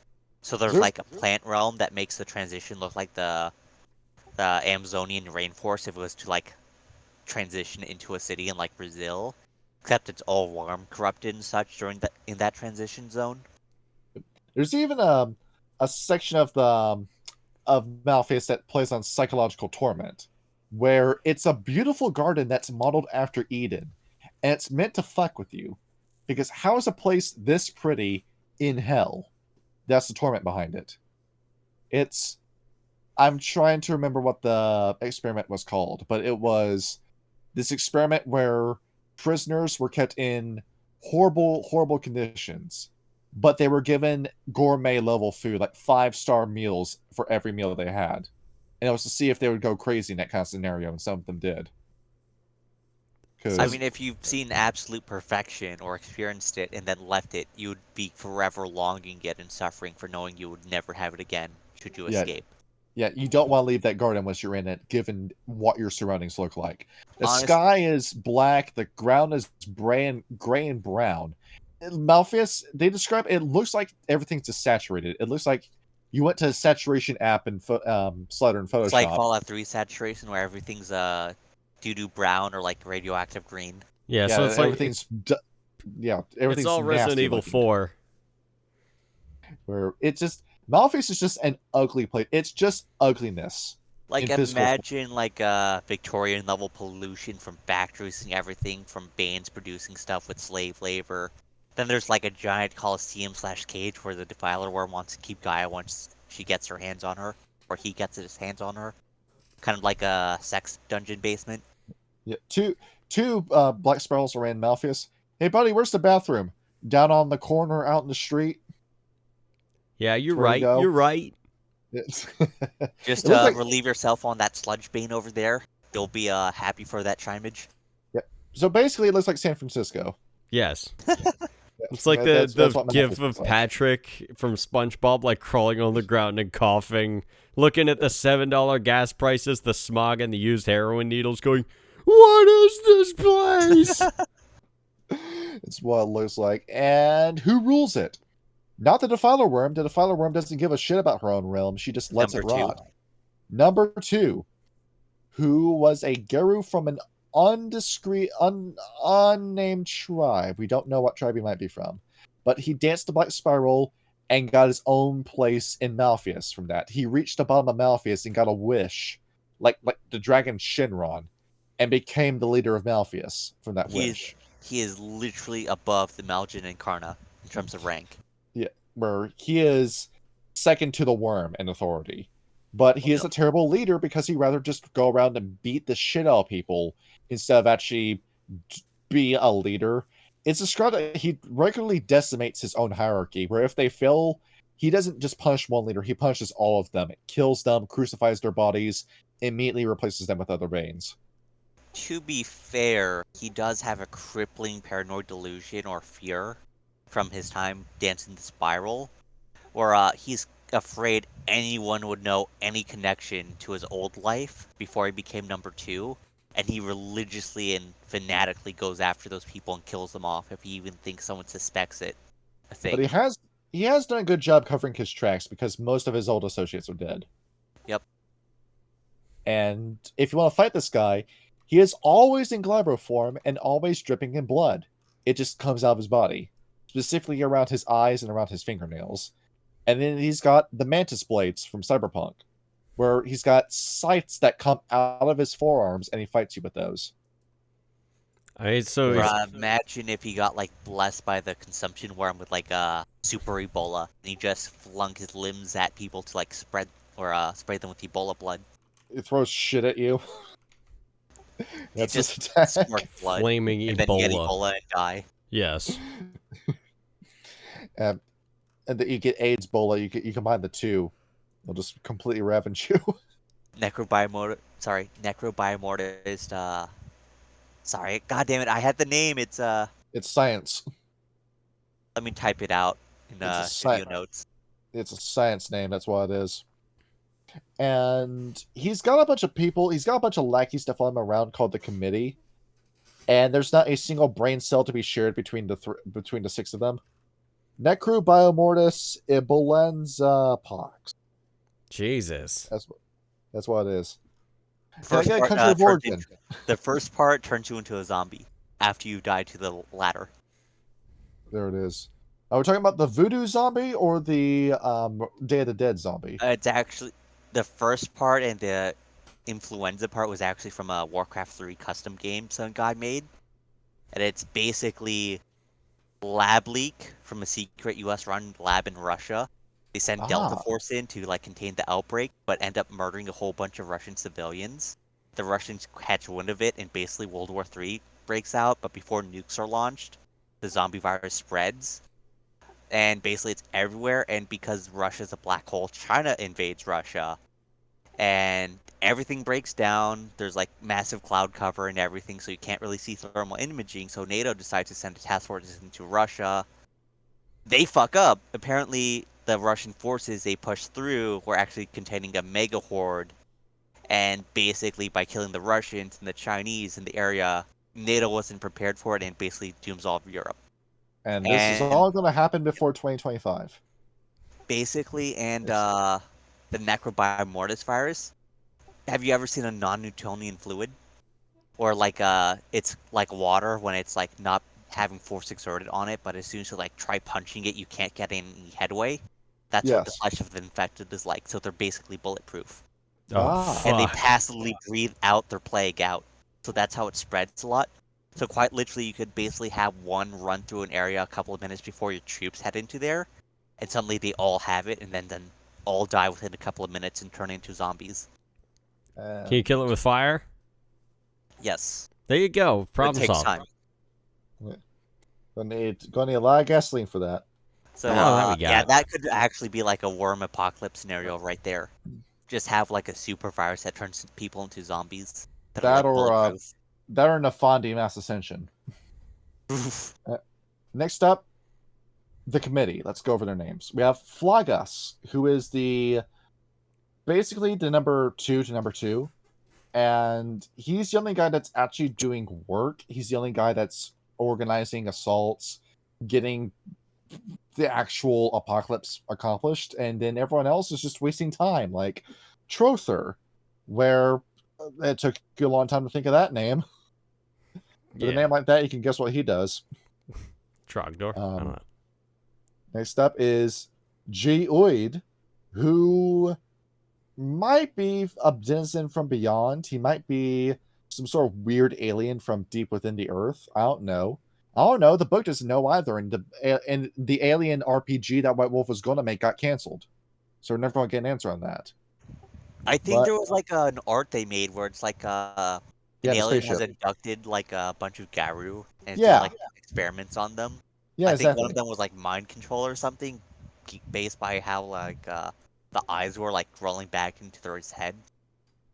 And then there's like one lady rappelling down from the ceiling with a knife about to stab the alien. And all Geoid does is make puzzles. That's why he does all day. He just makes puzzles. He's the puzzle maker. All right, great. That's going to help a lot with the apocalypse. Next up is Morgan. A look out for Morgan, guys. Hello, Mr. Morgan. And he's a general where basically what he does is what corrupt cops in America do. He just looks for a reason that kicks somebody's ass and gets away with it. And I can that's see why. all I can see he why he does. and that Black Sparrow became friends. Yeah, he just goes around and just beats the shit out of people. And that's all he does. He doesn't actually do any work. And lastly is Wiowena, who was a female serial killer. And what she does is kill people, and that's it. That's it. She just lures people into Malfeas with the promise of sex and then kills them. Or corrupts And them. and that's it. That's all the committee does. So we've got one person actually helping out with the apocalypse, and then everyone else is just doing their own thing. Wasn't there like an So- apocalypse scenario where like forget what it was, but it was like a night of pestilence or something, just plants a seed in the flux realms and turns it into like 6 giant banes that then like murder everyone? I think that's the Balnar's apocalypse scenario. No, it was a separate thing. It's like there's a specific section for each realm with like scenarios and such. This one was specific to the flux realm, separate from the others.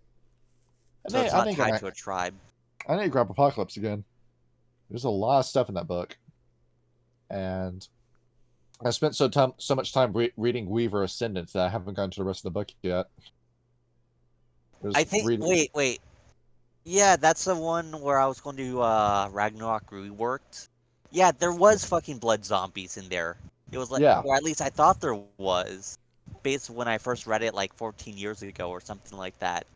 And it's like think bubonic plague mixed with Ebola, except 10% of the victims come back as zombies.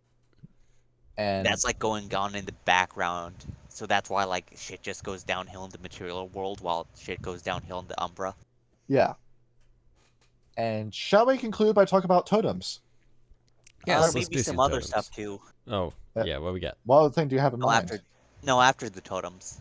Let's bring up the one that everybody knows, Whippoorwill. The most obnoxious bird you will ever have the misfortune of meeting in North America. Now, She actually Kyle, said, "Sorry, go ahead." What's up? Kyle, you did a little bit of Boy Scout camping when we're the same age. You did some camping about 15 years ago. Yeah, I did camping a little bit when I was a kid. Did you ever have the misfortune of listening to this bird? How do I spell that? Whipper what? It is spelled. Oh wait, I found it. WHI. Whippoorwill. Yeah. Oh Jesus, the fuck is that? This dumbass bird, and it only sings its mating dance at night, and it will keep you up all damn night while it's looking to get laid. That's why you get two of them and make sure they hook up right away. Exactly.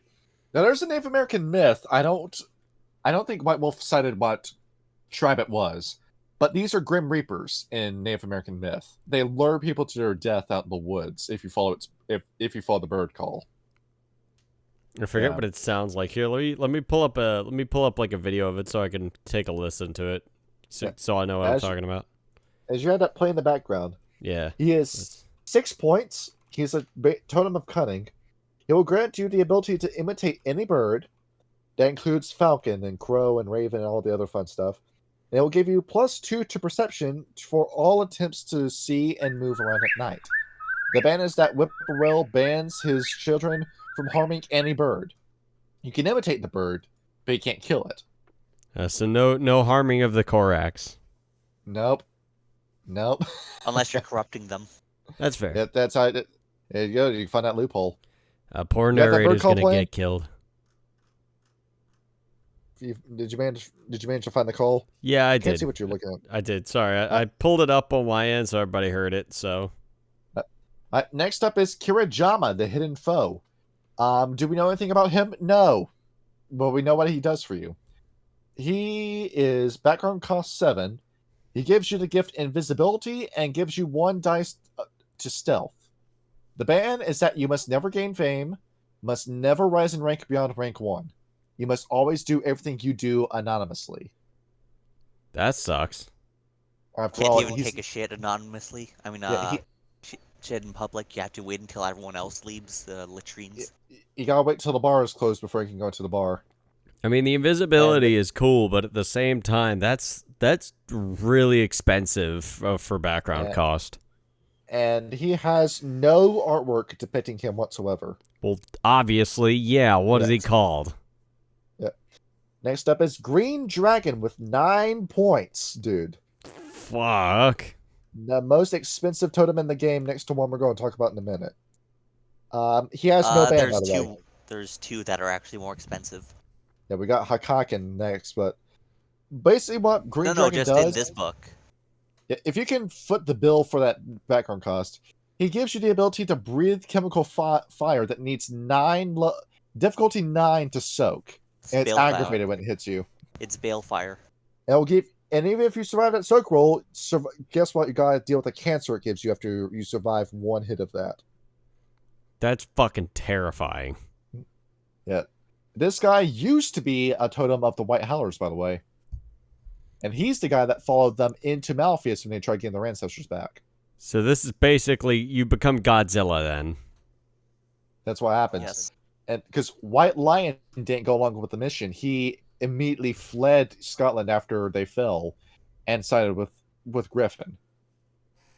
Props to Griffin for taking that guy in. Yep. Next up, To be fair, there's legends of man and lions all the time. I don't want to talk about Bat. Let's skip that. All right. But Hakaken. Let's talk about him. yeah, that is the Heart of Fear. Look at that. Jesus. Yeah, the Heart of Fear. Now that used to be a Shadow Lord. What? That was a Shadow Lord. He reached the bottom of Malfeas like number 2 did, and he got a wish. And he sided with the worm as his wish. And got this body for it. And his whole shtick, background costs 9 again. He gives you the gift, True Fear and Icy Chill of Despair, and gives you 1 point to Intimidation. The ban, you cannot kill your opponent unless they're scared of you. Wait. Before we move on, it says he didn't go to Malfeas, he went to the Abyss. He Yeah, went, but he went and found the consumption worm, not the defiler. Holy shit. oh yeah, I got the story wrong. Thank Holy you for fuck! correction. Look at that. So yeah, it turns out the corruption. It turns out we found out where the Croton are. They're just in hell, in the actual hell. So, somebody get on that. Get the werewolves to the abyss. No, make a pact with one that have fallen and get them to pull the Croton out. Go ahead and do that. Yeah, that's Nah, a bit good. good. Just release Kroshi, or whatever his name was, from Rage Across Russia. Let him do it. Except they'd all be serving Kim at that point. Yeah, you lose one tribe and get another one. Yep, basically. All right. Next up is Dark Fungus. Get a guess as to what he looks like. Mushrooms. Background cost 3. He is the cheapest totem in the game next to Butterfly. And what does he do? Basically, you can just go around and eat toxic plants with him, and it won't kill you. Probably get a hell of a trip, though. You can just eat the mushroom off the ground. Yes. Ban is that you must tend to growing mushrooms when you find them. That's kind of funny. Yeah. Easy enough. I'm going to go into this. Relshab, the Faceless Eater. Now, okay, I stand corrected. This is the second most expensive totem. Background costs 10. Fuck. Where he is a huge, giant, fat fetish deviant art picture, and that's what he looks like. He's a hermaphrodite, so he has a cock and balls and a clit. There he is. You pulled him out of deviant art. Fantastic. Where he gives you the gift of eating, where you can just eat whatever you want like a red cap, and he gives you the gift whelp body. But the ban is that you must eat everything, and we mean everything that's in front of you. So you get Pika as a ban. Yes. So does this mean that Terrar was you know, he made a pact with Relshab? Yeah, exactly. The Frenchman who ate people. Yes. In second edition, it says it's the bans for anything edible. Well, you're a werewolf. Everything is edible. Every day is a day in Willy Wonka's chocolate factory to you. Do you think that right arm tube has the P coefficient? He probably does. Have you seen videos of that? It's fucking terrifying. Yeah, it's nasty. Wait, it also says you get the Fomori gift stomach pumper, so you can just vomit whatever you eat onto people if it's like super toxic or corrosive. So, it gives you bulimia too. Wonderful. So you basically become a fucking bloat from Killing Left Floor. 4 Dead. Bloats are Left 4 Dead. It's the what were they called in Killing Floor? I thought they were bloats in Killing Floor. Sorry, no, it's a boomer in Killing. It's a boomer in Left 4 Dead. It's a bloat in Killing Floor. Right. So technically, with this gift, I think anything becomes edible, and you won't suffer effects so long as you eat it whole. Yes. So theoretically, you could just down a whole bunch of sarin canisters and then vomit them up at people with projectile vomiting and have them crack on them. There you go. I'm Shinrikyo. Ahoy. Yep.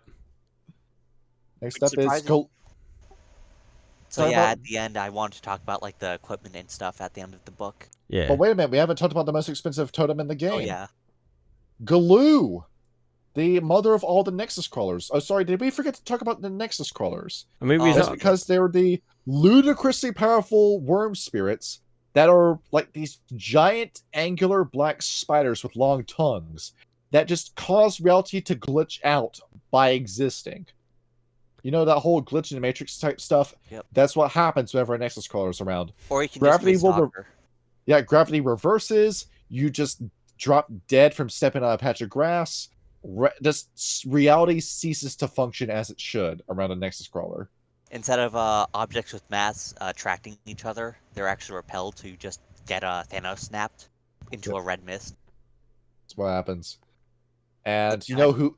Just play Stalker if you want to know what the Nexus crawler does. Just look at all the anomalies and just think times 1,000. You know what vampire is now a Nexus crawler? What's that? Which vampire in Vampire the Masquerade? Yep. Vasilisa. Oof. Fuck. The person we're coming after in Ridge Cross, Russia. Oh, bro, this is gonna be fucking brutal. I'm gonna need some bigger And guns. And by extension, Absimilliard would have the same power. So if you want to talk about how ridiculously powerful Absimilliard has become ever since his embrace and rebellion. And yeah, that's all the totems. Wonderful stuff you got looking forward to. Yeah, I terrifying. still think they should have added Nolyut. I'm looking forward to him being in Book of the Worm Yeah. 3.5e. Yeah, Nalyad, because he fell after the Bunyip died. He got wormed. And now Rainbow Serpent is now on the side of the BSDs. Well, technically, he didn't fall when they died. He fell in that adventure module. That's one of the endings. When Yes. he basically got corrupted by all that BSD blood that became part of his body as he formed.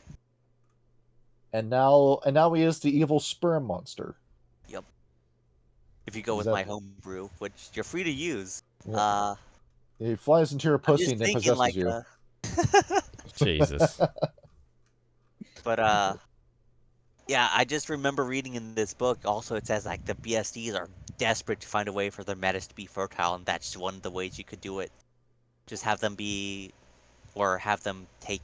Oh, God damn it, I can't speak straight. Yeah, that's a Have them crisis. have Neliot be their totem patron, and suddenly they can breed. Now let us talk about the tools of the worm made by the worm, such as white phosphorus and sarin gas. Those are the easiest to talk about. Okay, you know what sarin is and white phosphorus, right? Yes. Sarin's an organophosphate nerve agent. All you Yep. need regent-wide is cyanide and phosphorus. Yep. The only Along reason I with can say that is that there's this Simon guy that's on a whole bunch of YouTube channels about like documentaries and stuff about various topics. He just said that information too. This information is useless to anyone that doesn't already know how to make sarin with a degree in organochemistry. So we're perfectly able to say this. there it is. The anarchist cookbook is not as hidden as it used to be. And let's see Honestly, what I'm surprised they didn't include chlorine gas or phosgene gas in this list just Yeah. for Pentax. Because That's both too of those easy. are like they're standard industrial chemicals. And You could- they're both you could denser just- than air, so they You can actually pee displace in a bottle of bleach and it will make a poison. True, but we're talking about industrial quantities that Pentax has access to as standard day-to-day usage. Because they So, own the like, say, companies. paper mills, bleaching that pulp, or for water purification in the field. So all they'd have to do is bust a couple of cylinders, and you basically have a wall of chlorine that hugs the ground, about 10 feet tall, and it's so concentrated, it actually reaches the breakthrough concentration of most gas mask filters. So unless you're breathing directly from an air tank, it'll actually go through your filter and still kill you. And even if you could filter it out, if you weren't on an air tank, whatever air is in, it actually displaces enough oxygen so that you'll actually die from hypoxia if you're in it. So you're screwed anyways. Same There thing we with go. phosgene. And that's basically, the tip of the iceberg. So that's actually one of, if I was to ever run a game as a storyteller and really wanted my characters not to go in a certain area, that's the card I would pull. Because there's no way they're going to survive that unless they go into the Umbra. Because, spoilers, most Gyru don't have fetish gas masks that change shape with them, so they're screwed. Yep. So the cyber dogs were a good idea after all. Yep. I remember it's one of the first things I put in this Discord about chemical weapons and stuff, but yeah. I mentioned something like gifts for homebrew where like it turns the Gyru's flesh into rubber and coats them. Yeah. So that they actually have a surface to seal their gas masks to. That they Yeah. have fetish That'd gas masks too. That'd be a smart idea. Somebody Yeah. should get on that. Because fur would break the seal and you'd die anyways, unless you had one that unless you either shaved that portion after you transformed or had some way to seal it. And that gift would be the one you would use. Let's see. Were you want to talk about fetishes, like worm fetishes? Yeah. I've got 3 I want to name off, and then you can pick 3. But really quick, I just want to look at this last page of Book the Worm, 2nd edition. You just see a BSD cyborg with a arm-mounted minigun. Oh yeah, and we're surrounded by a first team. Yep. Please I'm gonna fucking put send me it- that image. That sounds hard as Yeah. shit. Yeah, and they got the smoke rolling around. As you bring it up, let me talk about the first one. Now, this is the weapon that Zizek uses, and that's the reason why I'm talking about it. The Devil Whip. A 15-foot long whip that splits into a cat of nine tails. There it is. With That's fucking cool. with a reach of 15 feet. What this does is that it latches into your skin and will deal consistent aggravated damage, 2 extra dice of melee damage equal to your melee score. And it will stay inside of you until you burn a point of willpower to try to remove it. Difficulty equal to the Gnosis score of the user. There it is. The average werewolf who will be using this will be dealing 9 points of damage to you. And Jesus. yeah, good luck surviving 1 strike of that. Alright, next up. This one is... I'll just go ahead and read this one verbatim. The Soul Ruby. The Soul Ruby is a very large ruby. Easy. The stone's innate value is incalculable, but the main benefit is that it contains the essence of a black spiral dancer. The ruby gives telepathic advice to the possessor. Furthermore, it usually has a number of knowledge abilities inside of it that it will give the person holding it. It's the smart stone. It makes you smart holding it. And it's a little phone that you can use to contact your local Bane spirits by just holding it up to your ear. Smart, right? Yep. Phone of Bane. The reason I brought it up is because it's like the Phantom Ruby in Sonic Forces. And lastly, which one? Bane Clave. The Bane Clave? Yep. Let's see. What about the Bean Bane? Oh yeah, that's cool. A bean bane is a small, dried-up bean of any kind. The bean has a bane inside of it. If the bean is ever planted in the dirt, the bane will be freed from the bane. For the first few turns, after it sprouts, quote-unquote, it will be able to materialize itself without having to expend any power. You just grow your own demon, and it comes out fully formed. It's a Bane Chia It's like pet. Bruh. Cabbage Patch. I just have an idea. Bane roofie. It's basically a roofie that releases a bane into a drink, and when someone drinks it, they get baned or possessed. It bursts out of your chest like a alien. Nah, you just turn into a Fumori. On the There spot. it is. It's Yeah, instant. you sneak it into a guy who's drink like a Fiona. Everyone's always And- packing on me today. You don't know why. And Because now this if you suddenly got possessed by a breeder bane, could you just nobody would miss the Fiona. Yeah, Mate, because fuck you lot. wouldn't act any different. Fuck's Yes, sake. exactly. That's what the breeder brain would do, and you would act the exact same way. No one would be able to tell the difference. I don't know. I'd be a bit more of a prick, I imagine. You'd be beaten out 4 times a day. I mean, getting people pregnant and them not realizing you did it because you're a metis would be a pretty prick Yeah. or dick move to do. God How damn the it. fuck did I get pregnant? Gotta take on Mari for that one. Eden's taking Ryan's job as the master of puns.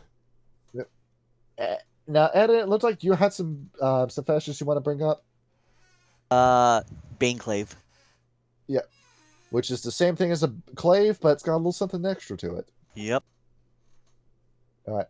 You want me to read it out? Okay, the Yes, please. Bane My voice is actually getting... Sorry, my throat is getting kind of sore. You gotta is be pretty- AKA Sword in first edition. So yeah, it just roll the sword's gnosis versus the target's... What score is this? Versus the target's gnosis. Number of successes equals the amount of gnosis drained. It doesn't just hurt you, it saps out your gnosis after it stabs you. So you wanna fuck up your players, you use that weapon on them. Oh, yeah. Real quick way to just kill their combat ability. Especially against the Theurge if it takes Gnosis. And Eden, were there any others you want me to bring up? Umbraphone and power goggles. See, the Umbraphone. Okay, let's see what this does. The Umbraphone. Common fetish amongst black spirals who work for Pentex. It is a cell phone that can be used to make calls from the Umbra. There you go. It's also a level 1 fetish. It's very easy to make. And you need level 4 with the Bonars to make the same thing. Thing is, it in second edition it says you can reach anyone with it because you don't actually need a phone number. So that Yep. means you can actually read out. It says explicitly Lady Ife or worse. Yeah. So that means they can literally call anyone, possibly even the Defiler Worm. Power goggles. It's Gives you sorry. the power. So, It's it. shoot, no, I didn't want that one. I confused it with the Umbra Scope. See the Like, Umbra Scope? Yep, it basically lets you see into the Umbra from the material plane. Which is fantastic to have. Yep. So it's like parting the gauntlet or peeking through, but except reversed. And there we have it. There's your equipment of the worm, and we got mail. Mail. JG sent us what he wanted to say. Okay. Let's see. So, reading off what he sent me. This is a long letter. Do you want me to do From it? how he first learned about it from his friends playing Old World of Darkness, was that it started off as a thing that would bring death, but only to make room for new life. He's right about that. Then the Weaver went mad and started going crazy, making stronger acids. The worm in turn went crazy, making stronger acids that could break down anything that the worm tried making, so on and so forth. The worm targeting Gaia is a way to target the Weaver via proxy. Yeah, we brought that up. He's heard the phrase "choose the less of two evils," and similar pseudo-psychological things. When it comes to look at what he's referring to by this, who is the worst one between the Weaver and the Worm? I mean, I would say the Worm. At least you can exist with the Weaver if the Weaver actually isn't stupid. Well, I It might be a mean, miserable, droll life, but at least you're alive. You'll live an entire life, start a family. Because the Weaver knows it needs some change to survive.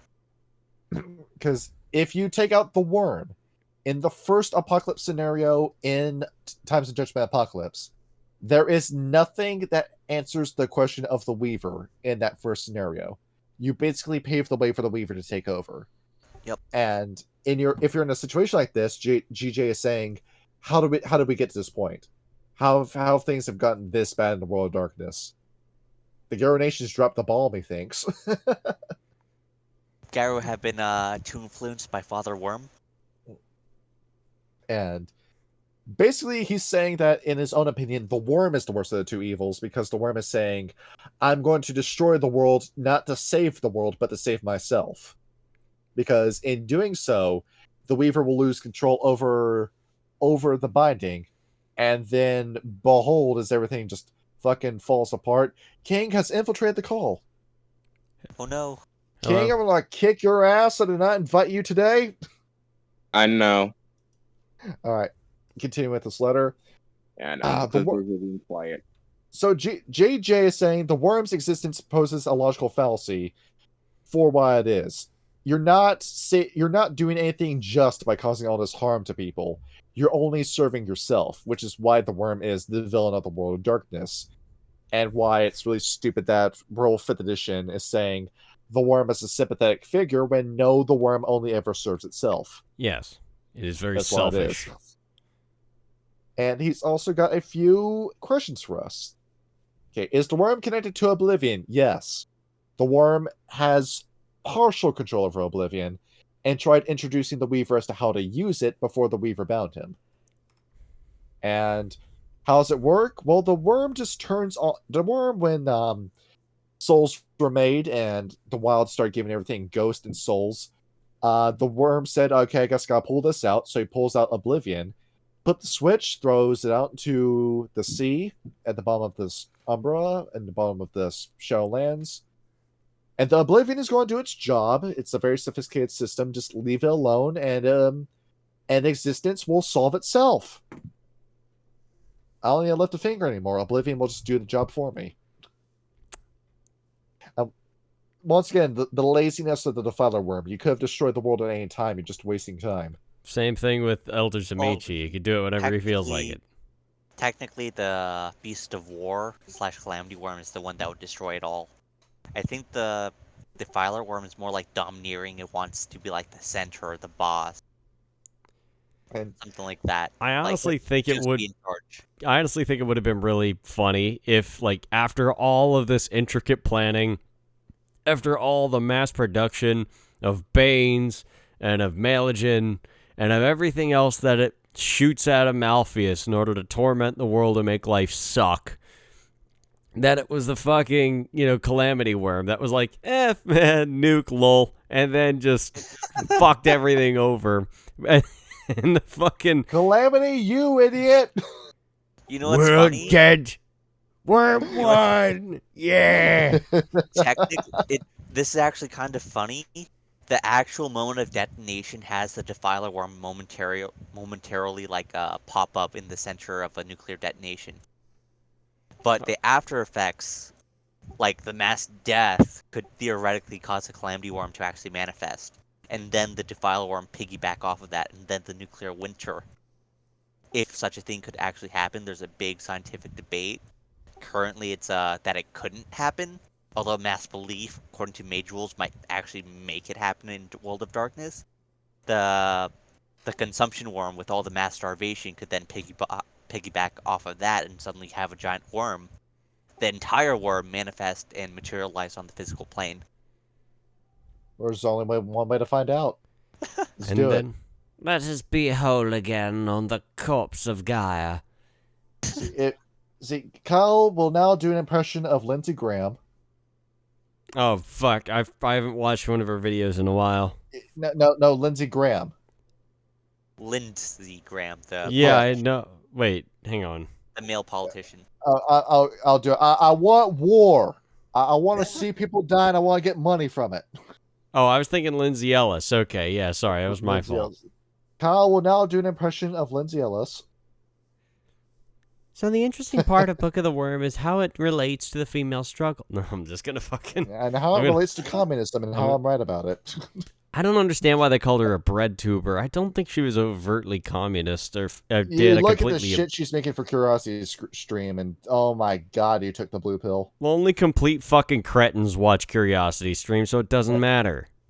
King, unmute yourself. Get in here for a minute. You're going to answer GJ's other question. All right, what's the question? How do specters relate to the worm?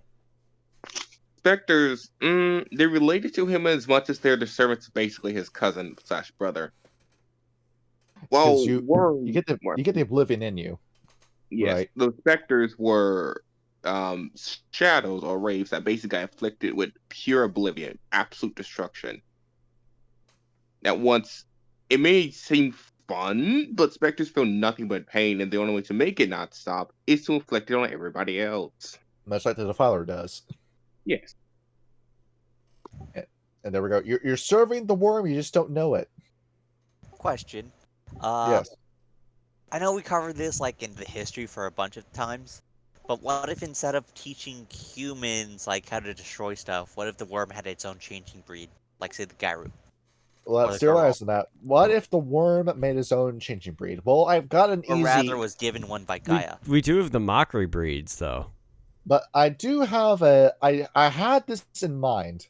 Because I'm waiting for 3.5 Book of the Worm for me to make that before I reveal this, but I guess I'll just go ahead and tell you about it. I had an idea for the Innsmouths, the Were Squid. Oh. Because after all, in the Rokia book, it says that the worm, as they see it, is a tentacle monster. Like octopus and everything like that.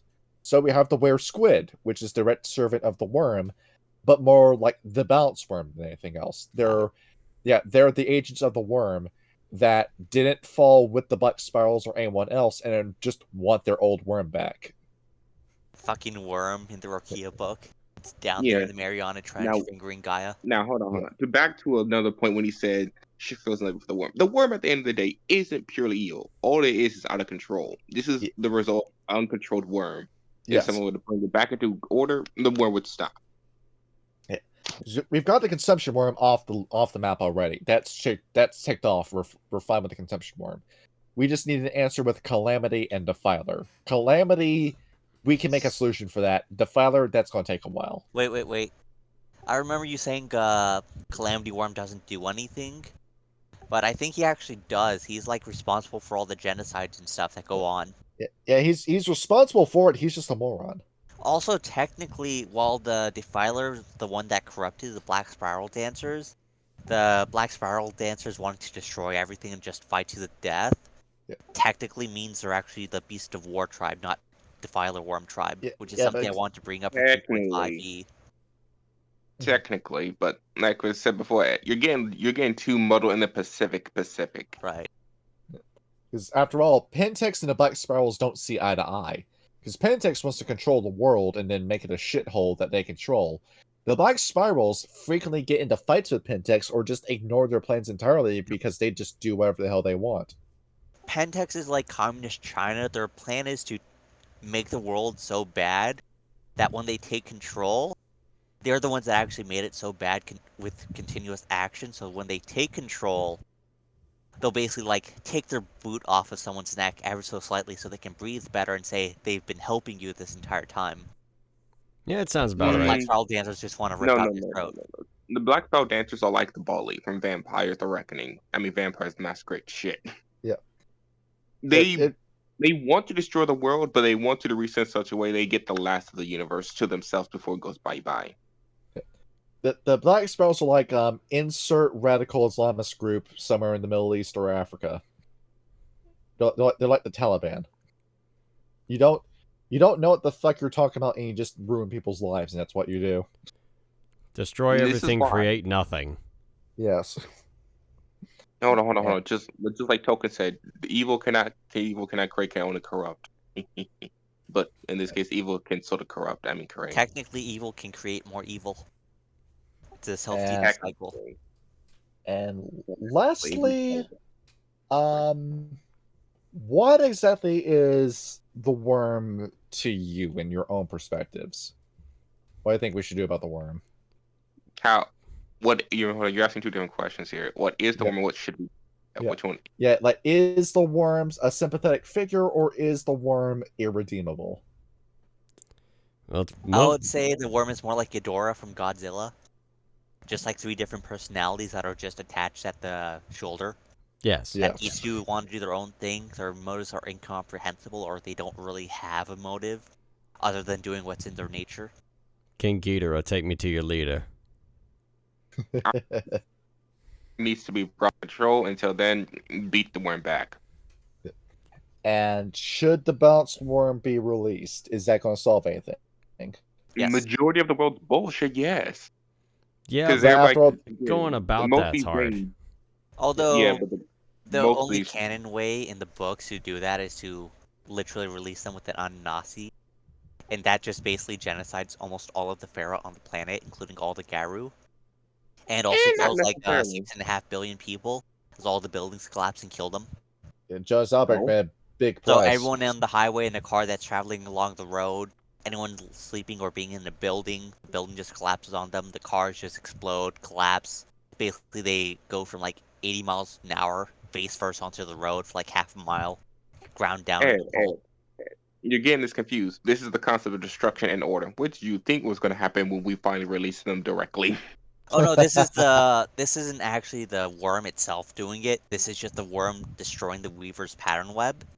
And that's what's making all the human creations crumble into dust. If they're above Basically, one story be tall. like the Y2K, except without the Yeah, nuclear it's like- war. Except with physical matter and all of your stuff just falling apart. It's like if a Nokia hit the ground and just exploded into pieces like it normally does. No. Except it When a wasn't Nokia- designed to do that. While the When a Nokia is to protect itself. No. What the Nokia does, it breaks the concrete. Get it right. Oh, yeah, that's true. I'm about to hit you upside the head with a Nokia. I'm about to see what. And in my opinion, I don't think the bounced worm freeing that would automatically make everything better. No, So we're not. Don't you think the That will bounced make worm it is going to have a lot of resentment towards the Weaver at the end of the day? If anything, Yeah, that but would he just start basically a... Yeah, but the canonical release just basically caused him to destroy every single one of the Weaver's creations. Yeah. That isn't Not biological. every one of them, but destroy majority of human creations. Which sends everything back to Literally, the Stone Age. If it's more complicated than a tent, it's literally gone. Not necessarily. Not everything immediately just cosmic goes away. No, I'm reading from the actual book. If it's more complicated than a single-story building or a tent, it literally collapses in on itself. You're That's- looking at was it Book of the Worm 2 or Apocalypse? No, Apocalypse. Apocalypse. What's Okay. Apocalypse? Time of Judgment? We were Ascendant. So So basically, you win by freeing the Balance Worm with the Adonasi, because they want to free the Weaver, or sorry, free the Balance Worm or whatever. Yeah. Countermeasure. I know who exactly would help. Red Talons. Red Talons. Yeah, the Red Talons involved. They'll solve the apocalypse for us. So basically, that winning scenario, humanity is mostly dead. Garu and all the Pharaoh are dead, but that doesn't matter because they're not needed. That's Hold just on now. Galliard won't go extinct now. That's not happening. They're still the ones who don't live in forest and cities, so they'll be completely fine. oh no. In that scenario, they're all down there, and they literally get reduced on the spot to ancestor spirits. They're all literally dead, but they're all in their ancestral realms now. Because I hate the way that Weaver Ascendant ends, because everything just dies, and then the Worm and Weaver just like kiss up like an old married couple. I'm thinking, is this it? Was all this just for a lover squirrel? This is all this was? Basically. Cosmic power. When everyone's small to you, it looks like a dick when they just have minor fits. Yeah. So yeah, my opinion, don't free the Balance Worm. Just beat the Worm back into submission, and then turn your gaze to the Weaver. And then the Wild, if the Wild had a plan, if the Wild had the power to do so, he would have already taken over the world. The Wild's an idiot. Just let the Wild do whatever he wants. Technically, the Wild would be like just unleashing creation after creation upon the world, like the big MT in Fallout New Vegas, or the Cazadors, and just letting survival of the fittest take hold. Yes. What the Wild would do to Gaia would make Gaia, if the Wild had a choice, it would make Gaia 5 times bigger and just unleash every mythical creature possible. Because fuck it, we're going to fantasy in this bitch. Well, just go ahead, destroy the gauntlet. That sounds like a good idea. Yes. That's That's actually what happens at the end of Weaver Ascendant, I think. And now we're playing Werewolf the Forsaken. Now you're playing Werewolf the Exalted. Oh, that makes me so scarier. Hold on. We're playing a bunch of Lunar Exalted now. DM. Yes. Yep. Would you like to parry the ground? If it works, it works. Hold on, DM. I wish to parry the sun. Are you sure about that? I wish to parry the sun. All right, let me get my dice pool. Brings back a heart. Yep. I love Exalted. It's a world where you play as a demigod, and yet the world is so cosmically fucked up and societally fucked up that nothing you actually do matters. Yeah, I love Exalted. You can do anything. You still can't fight the sun and wind, though. That's not happening. Yeah. Honestly, that sounds just like I don't remember. It was in Civ 6, this quote about diplomacy. And this game sounds a lot like that. In diplomacy, there are 2 types of problems: small ones and big ones. Small problems will go away by themselves, and big ones you can't do anything about. And Yeah, that's exactly what it is. Exalted Law is very confusing. It's like War of Darkness, but somehow less And convoluted. yeah, I love it. It's a game where nothing I do in this game matters. And you brought up you had Robert Hatch, Justin Achille, and Stephen Wyke work on it, and they all brought the worst parts of their writing with each other. The idea and the concept behind Exalted works. It's just that you said that the system doesn't fit to what the power is, and I think someone said the writing could use some fucking work. Now it's more than just why doing this game just doesn't matter. I've not played it, so. I have a question for a 3.5e Book of the Worm. Do you plan on having a worm try for each aspect of the Triadic Wyrm? Like Defiler Worm, Beast of War, and the Consumption Worm? Because Western Howler, I've been looking at her server, and she's been making one for every Malogen and Karna. Yep. And I've been looking at that. She's doing a lot of good work, because making your own book. Wait, hold on. What's Western Howler? Is she a fucking werewolf? No, she's in our server. She's in the server. Yeah. And she wants me to make mechanics for it, but at the same time, I'm thinking, it's your horse. I kind of want to see what you make with it. Oh, shit, we're still recording. Fuck. Get back to what we're doing. Yeah, no, it's okay. A little bit of dialogue's good. But yeah, with what she's making, because I'm noticing that she's taking the Karasi and she's going in an actually interesting direction with it. Because the Karasi, to me, the Were-Rhinoceros, that was the biggest throwaway from W20. You Well, have the the Were-Rhino and you do nothing with it. Have you Do seen the nothing. Gardens of the Karen cover image? Yes. Yeah, Look, yeah, I agree with I have you not here, actually. but they should have definitely made a supplement book for all the were chasing breeds instead of just the worm in general. Yeah. And I mean, my bad. What's they called? They're not changing breeds because they're false breeds. Mockery breeds. Marker Mock Breeds, yes. breeds.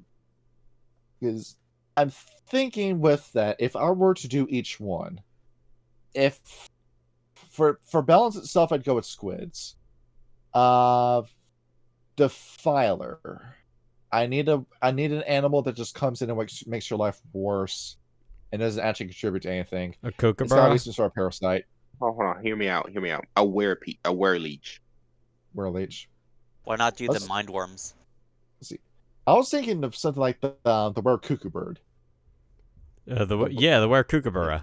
Yeah, the brood parasite. It kills your babies and then forces you to take care of it. Wait. What if the adults kill a person and then subsume their identity like that Kitsune gift, but it's their natural shapeshifting? Wait, There hold on, is hold on. the spinoff of JoJo, the Thus Spoke Rohan Kishibe, where there's a monster that does exactly that.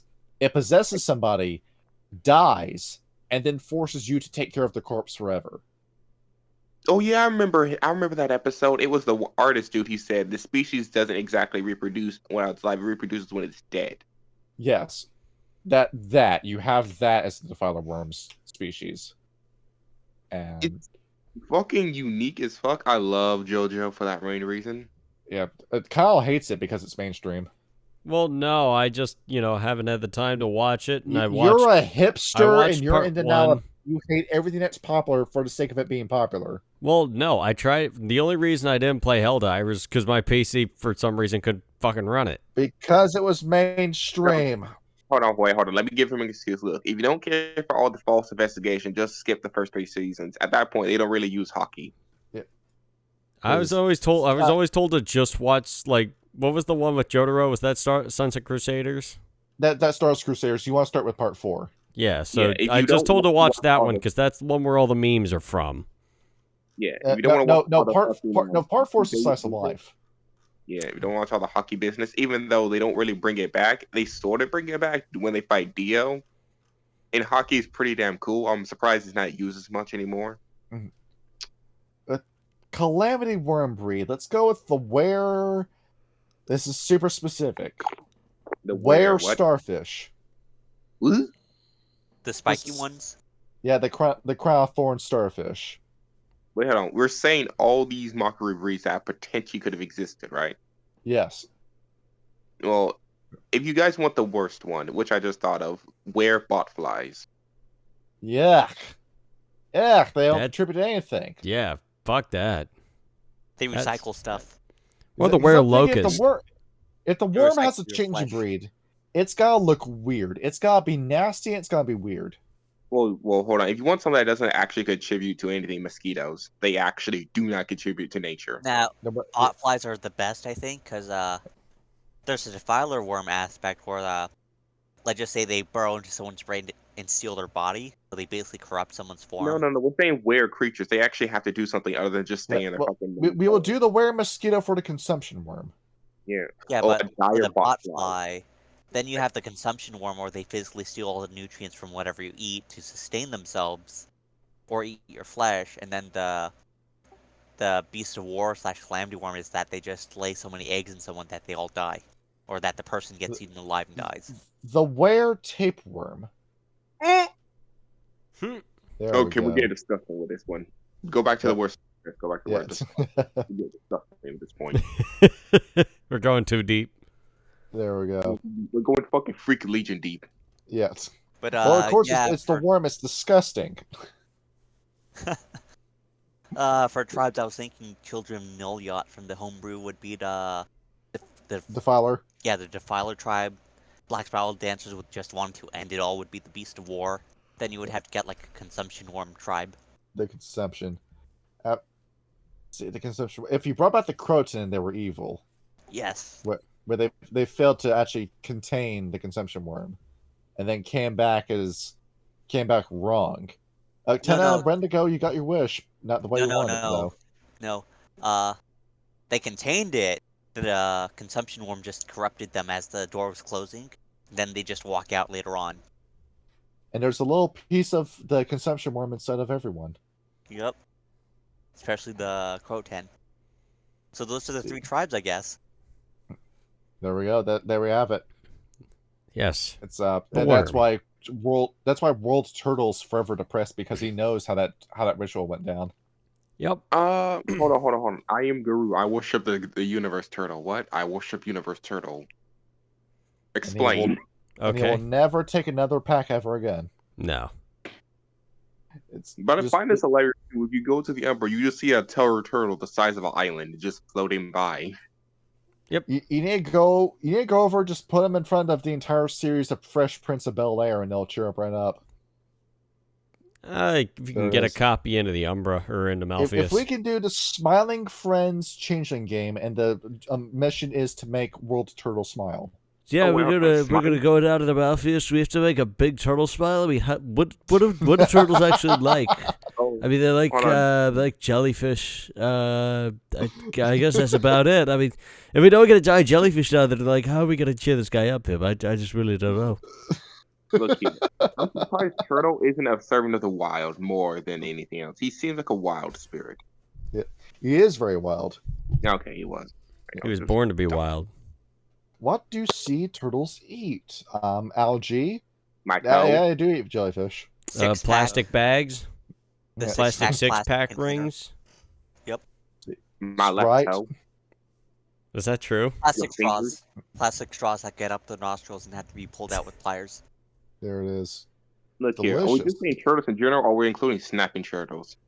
Let's see. Getting Well, if their it's a shells snapping turtle, painted. it's going to be a tomato in that case. Reasons to throw this plastic six-pack ring into the river. I don't want it, and the river is right there.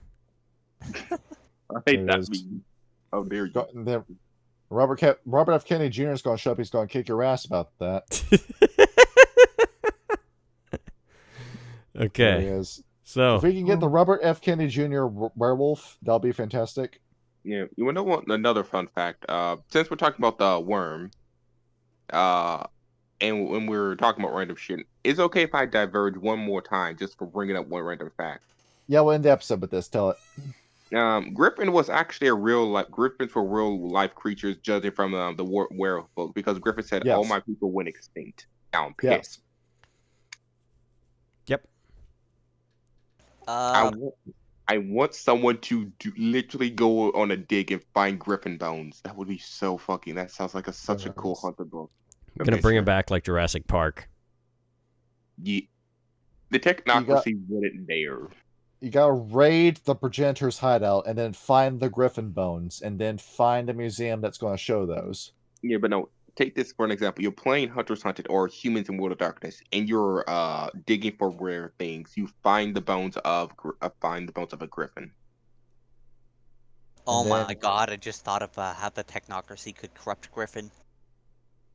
There he is. Well, that's not gonna happen. Griffin's too much of a petty fucker to listen to anything human. No. In one of the apocalypse scenarios for how when a tribe falls, it specifically states that if you alter most people's perception of like a particular thing tied to a spirit, you can alter the spirit or corrupt it.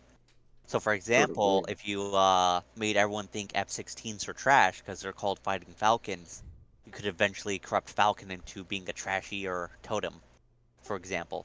If you corrupt what most people consider to be a griffin, and because you're technocracy, you can put that in TVs, you could actually corrupt what people think Griffin is, and therefore corrupt what Griffin actually is. Which is why Great Wendigo is so scary as a totem, because the idea of a Wendigo freaks people out. Yep. Yeah. So you could quite literally make people... him. You can basically propagandize people into thinking Griffins were like the best friends of people, their protector, their best friends, hell, even furry lovers, whatever. Suddenly, within a couple of years, Griffin's going to fall to the technocracy. The Red Talons all look and say, we gotta be nice to people now? Yeah. Yeah, that entirely depends. if it affects it, if it alters it entirely. You said affecting it. Never said what you're describing is altering Griffin fundamentally. Yeah, It you mirrors add the consensus. fundamental. You add consensus. Yeah, that's Yeah. actually a thing they mentioned that actually applies to Incarna and above. They wrote Ether out of consensus. They wrote the changelings out of consensus. They could do that with Griffin. Yeah, to a certain degree, yeah. Because that's how they got rid of the physical griffins. But Apocalypse basically says, yes, that's actually a mechanic for corrupting the tribe's totem, like completely altering its behavior and whatnot. And basically, you can just apply that to spirits that you just want to corrupt in some Yeah. way, like with the I'm of the technocracy. opinion that could work, but it's not going to be fundamentally change every spirit in existence just because everybody believes that spirit's different. Everybody can think the sun is different. Doesn't mean the sun's going to bend their will. Because there is. Yeah, Well, the thing basically, is, most people can't physically comprehend the sun. yeah. Just like you can't just say everybody thinks the sun is blue. Doesn't mean the sun's going to turn blue. Those few smart people are going to tell you you're dumb. Yeah, so here's the technocracy for you in a nutshell, Kyle. Yep. It I'm really is what thrilled they're to doing talk with about these consensus. fuckers sometime in the near future. Oh, The I want to be on that technocracy- episode. Yeah. No. We the have 5 technocracy- episodes lined up for them. Yeah, the technocracy is overplayed, and too many people play them as the fucking would-be all fucking mage group. You're I'm gonna get not to it later. supposed to like the technocrats. You like the technocrats anyway. Too many people like the technocrats. I'm being serious. Go look up for a Mage of the Ascension game. You're gonna find 90% of it technocracy. Because the thing is that this is a totalitarian society that wants to control people.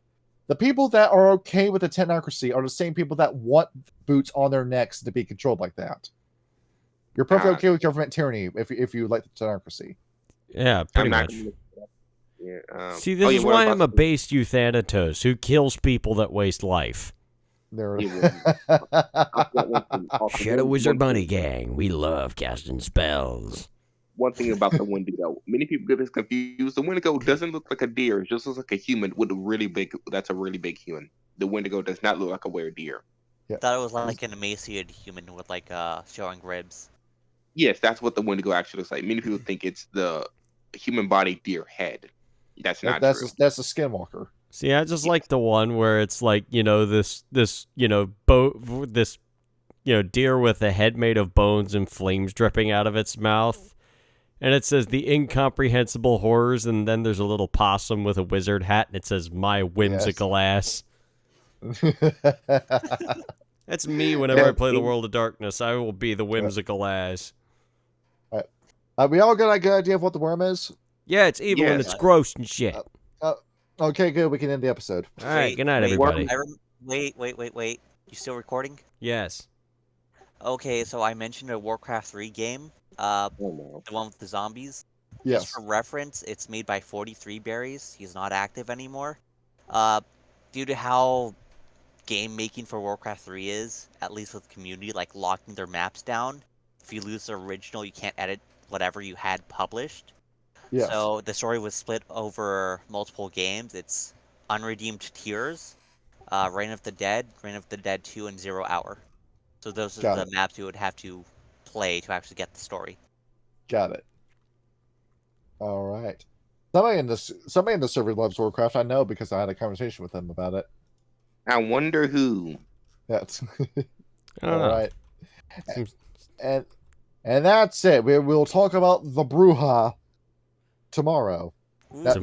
Tomorrow, next week. Bro, I gotta look at apartments tomorrow. I'll get time for that. Yeah, with next week and with the triumphant return of Sean.